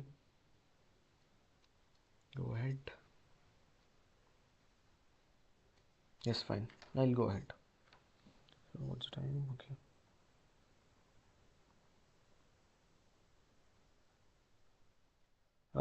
Yeah. So we'll go ahead and do this thing of routers. I'll close it. Where I'll say open it. Um, desktop. Desktop. I'm on my desktop. CD React. ls React. I'll say mkdir. Today is the fourth. Sorry. Today is the thing of routing. So router cd4 underscore router. Okay, is there any mistake that I made?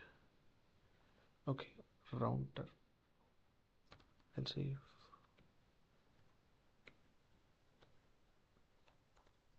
router. So I'll say I'll change it.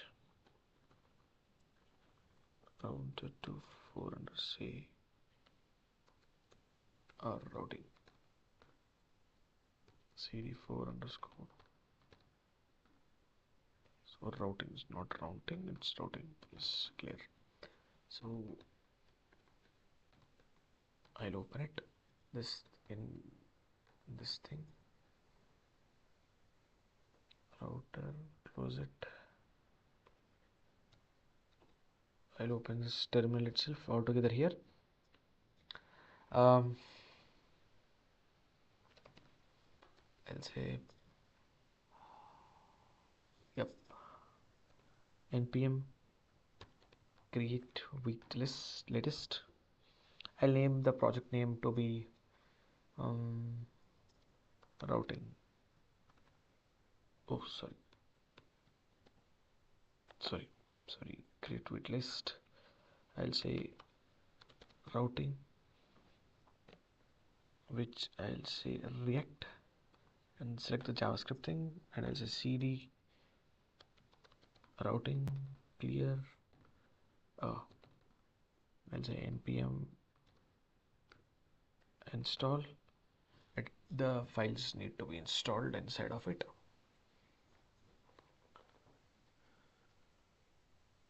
So I'll close it any which way.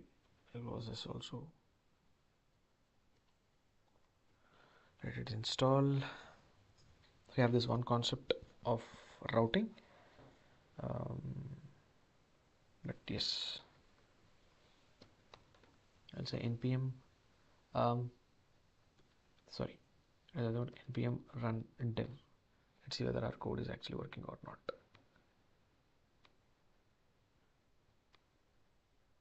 So yes, it is actually working, so I'll keep it here. Now go on this routing, go to this source page, and also we have this app.j6. So I'll remove this entire unnecessary code.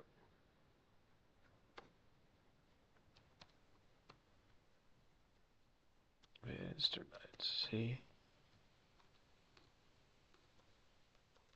routing. Let's see whether this is it is actually been implemented. Everything is fine, but we need to actually remove them.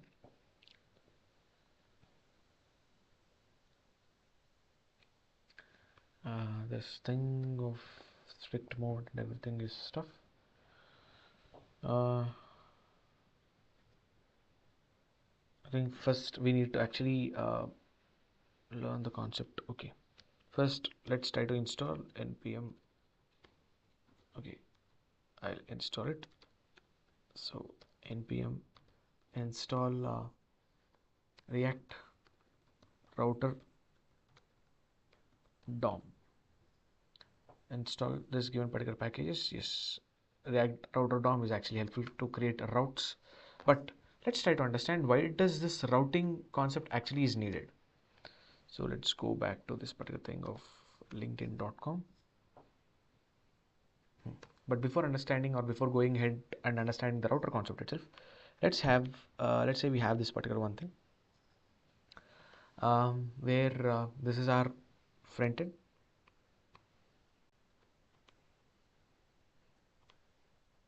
Where this is our front end, where this is our back end, where there is this request that actually goes to the front end, and there is this thing known as a response. So yeah, this is the request and this is the response. I'll say this is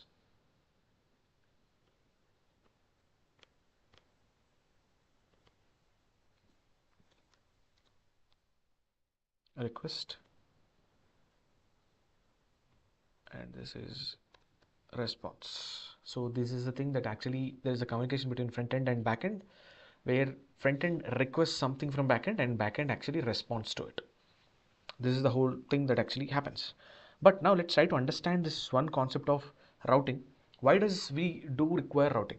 But before going to that point, let's see how this request and response actually happens. So let's say whenever I'm searching for this LinkedIn, or else I'll search for it again. Wait, I'll say linkedin.com. Okay, we are currently on this linkedin.com with this particular thing known as a feed section. This feed section, we are actually on this particular linkedin.com.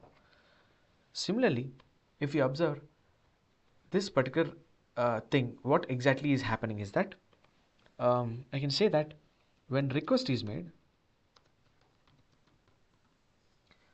then I request for web page or any kind of a thing. Let's say request is actually made, then backend or your server, to be more precise, server is sending a HTML, CSS, JavaScript code or bundle to front end. So whenever I'm searching for this, LinkedIn.com or any given website, your backend server will actually send this HTML, CSS, JavaScript code onto your front end. Then front end actually renders it, which is nothing but I can clearly say after this given observation, I can clearly say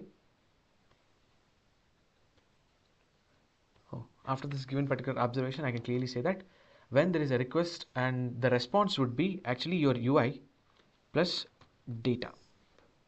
This is nothing but your UI, and also which is nothing but this is covered with this thing known as HTML and CSS, and the data is actually taken care with this thing known as JavaScript that we have just seen in the use effect example. So for one single thing, or for the first render, I can say here for the first render we have or we get a bundle with UI plus data. So this is our conclusion that we got.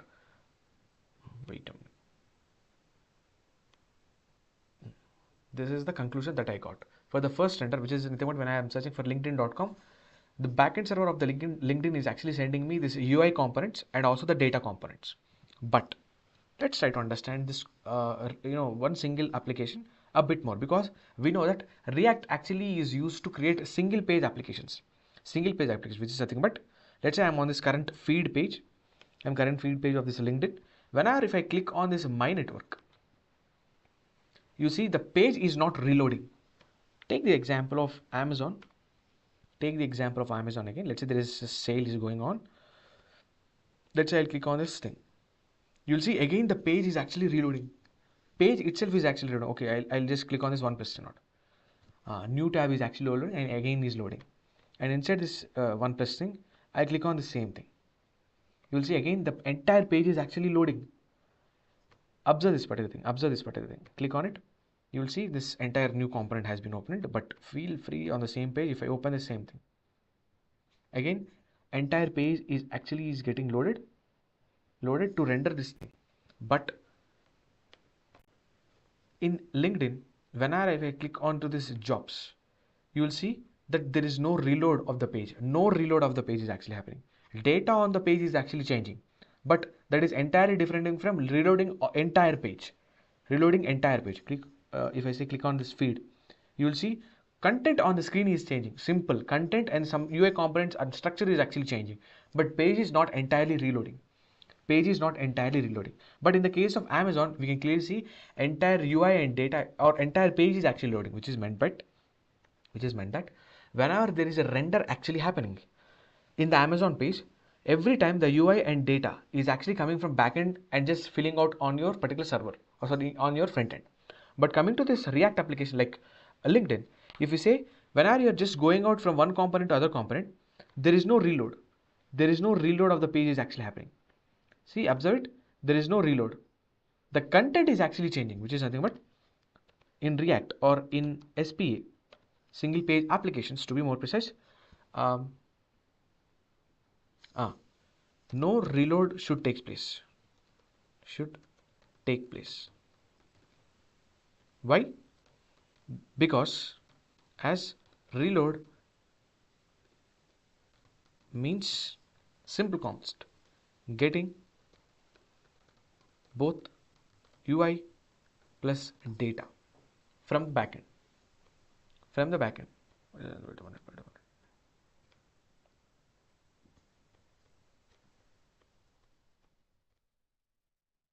In the single page application, no reload should take place.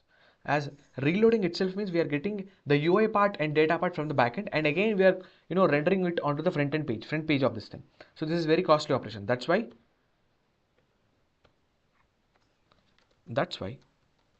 React chooses or React works in a way, to be more precise, works in a way where this response only have data. What I'll keep it.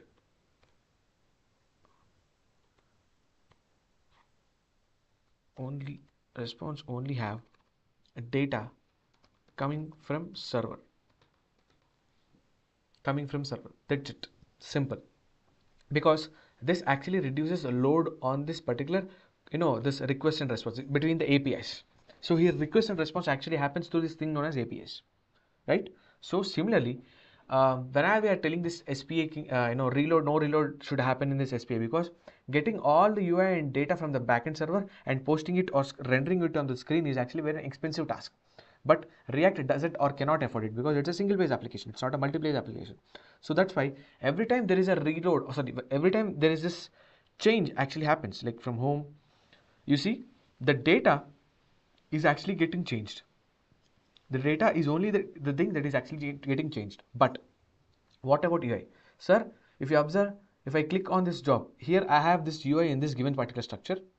If I click on this jobs, you see the structure is bit more changed, which is nothing but UI is actually getting changed. But how does this thing actually is happening?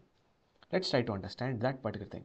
You are telling me that whenever there is this change from one particular thing to another particular thing, where we are not actually reloading this entire page. We're actually changing the data and UI. But you are telling me that the React works that the response from the server will only be the data, no UI form, such that your front ends will have this one single component where this is your browser, this is your website, this is your browser. I'll say browser. This is your browser. This is the browser. This is the browser. This is the UI part. This is your website. Think this blue box inside it as a website box. But whenever the first render, where we have said the first render in the React app will get a bundle of UI and data, which is nothing but this UI. This UI is actually being stored.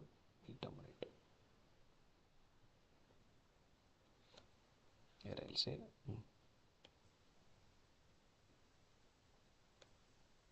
say this UI data that is actually getting from the first render. The first render is actually stored inside this router component. There is a small component. It is actually known as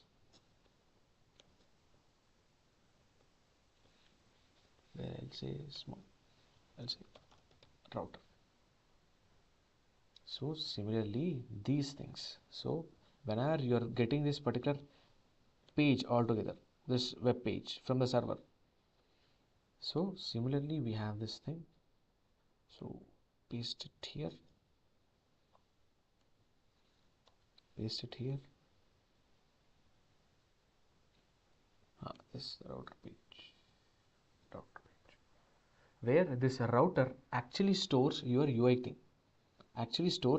Which is nothing but, let's take this example of LinkedIn, where LinkedIn, when we are loading onto this particular screen for the first time, this is nothing but, close it and I'll open it again. Yeah, I'm opening the LinkedIn again. Now if you can clearly see, so this is our first render of LinkedIn, where the UI and the particular part of the data of this particular first page is actually received by this front end part of my browser, which is nothing but this home page entire UI and data will be received by the from the server itself. But for this my networks and for this jobs and for this messaging and for this information and for this my icon, where the UI is actually received from the bundle. The UI is actually received for this different components bundle and is actually stored inside this component known as router, where I'll say website. Here I'll keep it large. Yeah, this is the stuff. This is the website. So once your website is actually reloading onto this browser, it is nothing but entire UI component will be stored inside this router, and data will also come. As I've told you, for the first render, we get a bundle with UI and data. So the data is the first home page, which is nothing but, whenever I open LinkedIn, the first thing I'll be seeing all is that this given particular field, or I'll close it. I'll open this linkedin.com. You see the UI of this given particular page and these different tabs like my network, jobs, messaging, notifications, and this every other UI will get, but the data will only get from this for this first thing, for this first home. That is only the thing that it is got. Similarly, when I click on this particular thing known as my network, then first the UI actually load. Similarly, the loader, which we have discussed in the concept of use effect, which is nothing but, first the loader actually loads. That is nothing but your UI. Go to this particular thing, reload it. First inspect. Let's check that thing also. Network. 3G, slow 4G. Let's keep it in this screen. Reload it. So in the first initial render, we have our loader. After that, we are going for the data for the server and getting onto this thing. So that loader, which we have discussed in the use effect, in the case of LinkedIn, it is nothing but the UI component. the UI component that we got from the bundle, from the LinkedIn server, for this given particular tab. Similar for the jobs also the same thing. First you will see the loader. So this loader is actually coming from this given bundled UI. But what is about data? It is nothing but, as we already studied about this use effect hook, which is nothing but when there is kind of a communication between, which is nothing but once this loader has been placed onto the screen itself, then at that point of time, we actually call a function using use effect. That function goes to the server, get back to the data and give to the front end. So that's the same thing is actually implemented on this given particular single page applications also. So that's what meant by router, or router is actually used. So till this point, anyone has any kind of a doubt? Because this is the fundamental concept or intuition behind why do we use the concept of routing and routers and how it actually works. So till this point, anyone has any kind of a doubt? Like if you have any kind of a doubt in this intuition behind why router is actually being implemented in any given React application, this is the reason. So if you have any kind of a doubt, you can ask me, otherwise you'll tell me, go ahead, we'll go ahead.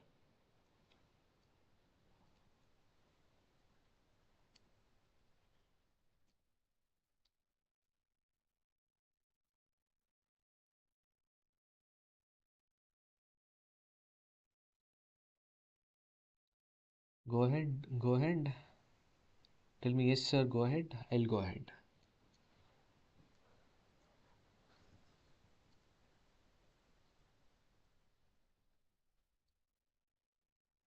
Go ahead and go ahead. If you tell me it is go ahead, I'll just go ahead. Okay.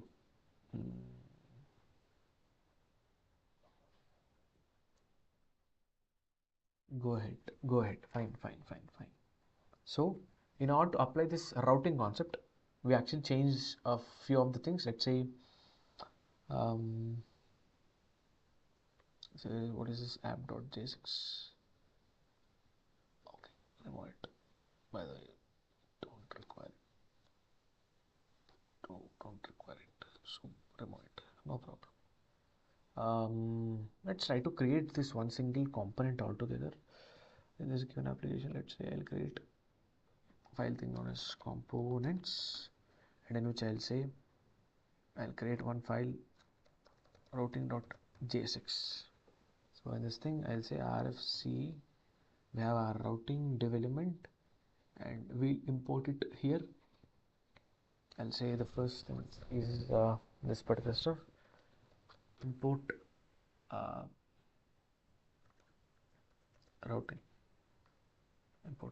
and instead of this I'll say I'll use routing. So this actually happens, and inside this main thing, like this given particular stuff, so I'll also here I need to import this particular thing known as browser routers, because browser router, I think that's it, browser router.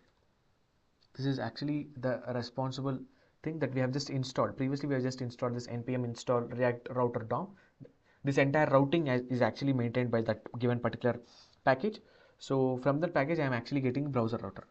So from say react router DOM, once we import this react router DOM, I'll say I'll use this browser router, and in between this browser router I'll keep my application.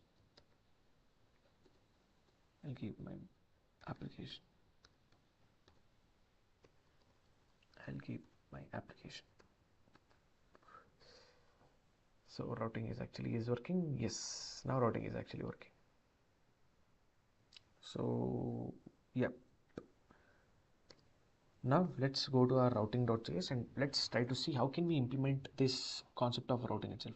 So before we implement this concept of router, we actually want to have this nav element where we have this unordered list, and let's say we have 3 into elements, where I'll say li. I'll say home page. I'll say create this thing about, and also we have finally say listings. Sorry, we also have this thing known as listing. Yes. So now check it. Yes, we have this thing, routing and sort of stuff, listing, and so we have a nav bar. Like clearly, if you observe it, this is our home page, where for any given particular nav element, for any given particular nav bar, let's take this particular job things, where this entire upper part is actually known as nav bar, where it has different elements. Similarly, I am creating as a kind of a stuff. So yeah, now let's try to understand how can we implement this routers altogether itself. So which is nothing but I'll say or else I'll do this thing. I'll keep this thing inside H2 or a div element. A div element inside that div element. I'll cut it. I'll paste it here. I'll paste it here. And I'll use it here.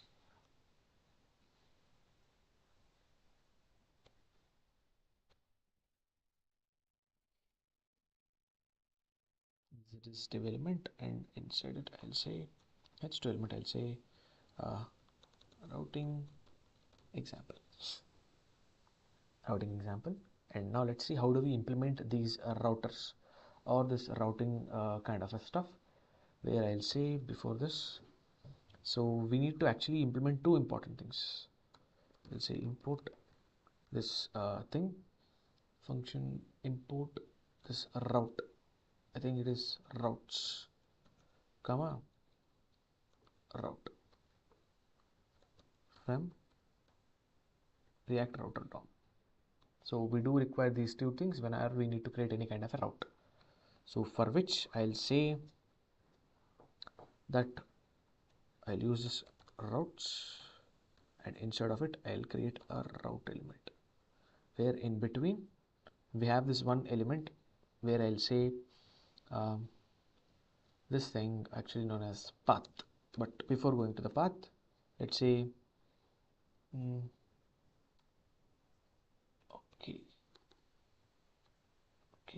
okay, inside this thing, let's say I have this function home. I'll say console, or not console, I'll say return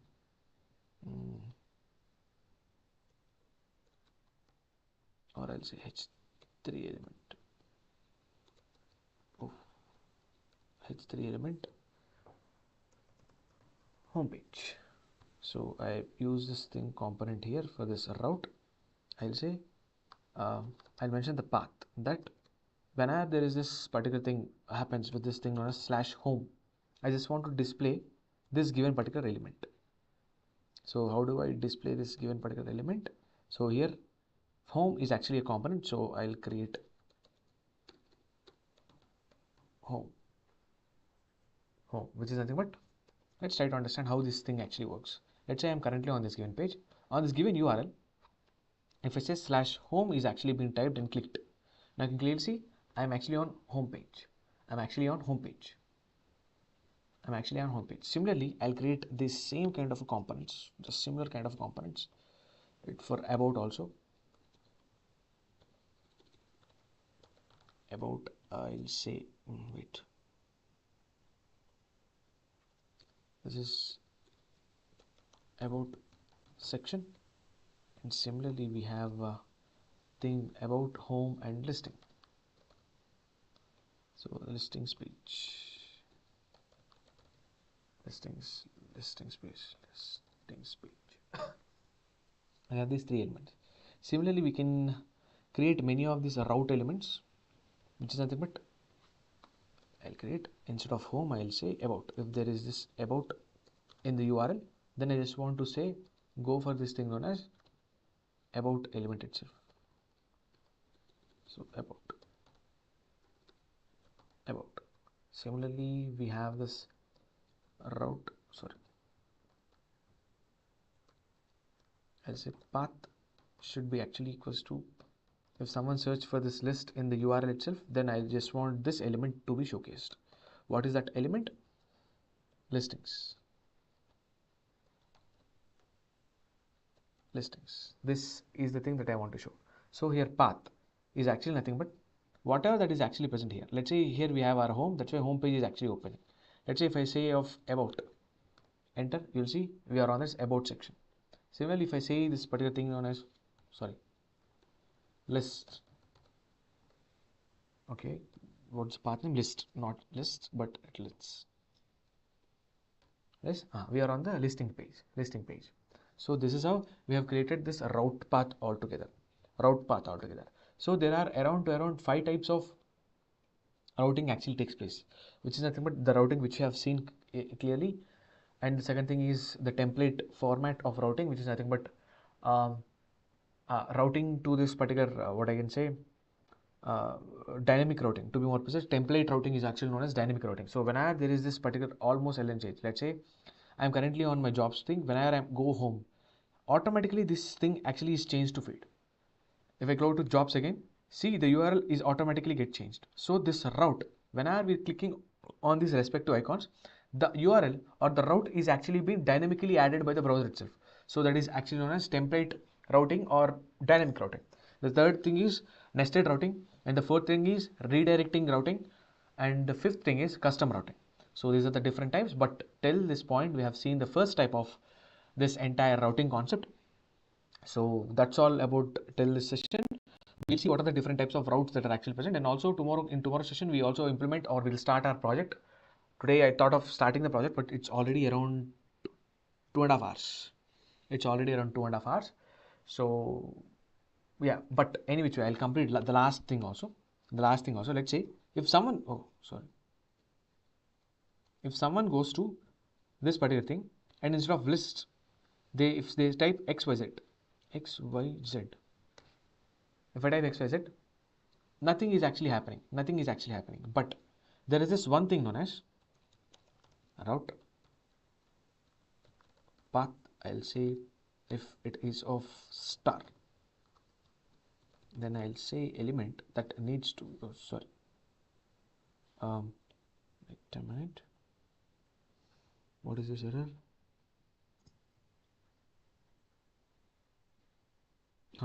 Let's say element I just want to showcase is page not found component, which is nothing but I want to create again this particular thing. I'll say function when cta1 function page not found. So with this given particular thing, I'll say for this, if this actually happens, I'll just return the simple thing. I'll say page not found. So yes, which is nothing but this actually showcases that whenever there is this path that is not mentioned above, if anyone searches for that kind of a path, showcase this particular given component. Let's say if I say let's say home, see we are on the home page. Let's say if I say this thing known as XYZ and execute, you'll see this page not found is actually shown. So this is kind of a redirecting routing, static routing that we have already seen here, redirecting routing, which is nothing but whenever if someone goes beyond this listed routes, we are actually redirecting to this given page. This is actually known as redirected routing. So that's it for this session. If you have any kind of doubts, you can ask me. Otherwise, you can leave the session. If you have any kind of doubts till this point, you can ask me.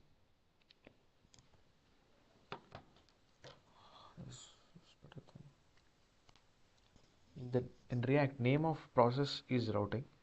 In the Amazon, what is the name of the process? It is actually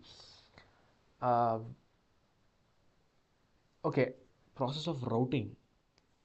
That routing process is altogether different because Angular deals this routing process different than React.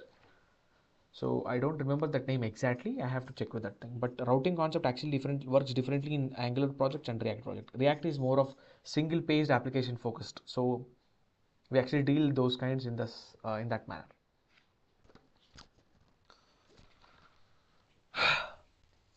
Any kind of doubts till this point? If you have any kind of doubts, please let me know. Otherwise, good night, everyone.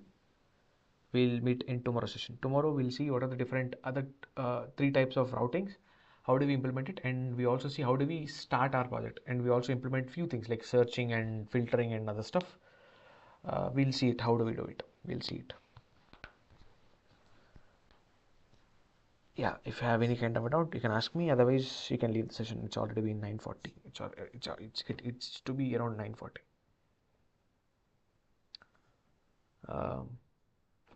So that's it for this session. Thank you all. If you have any kind of a doubt, you can ask our team. So that's it. Bye bye, and we'll meet you tomorrow.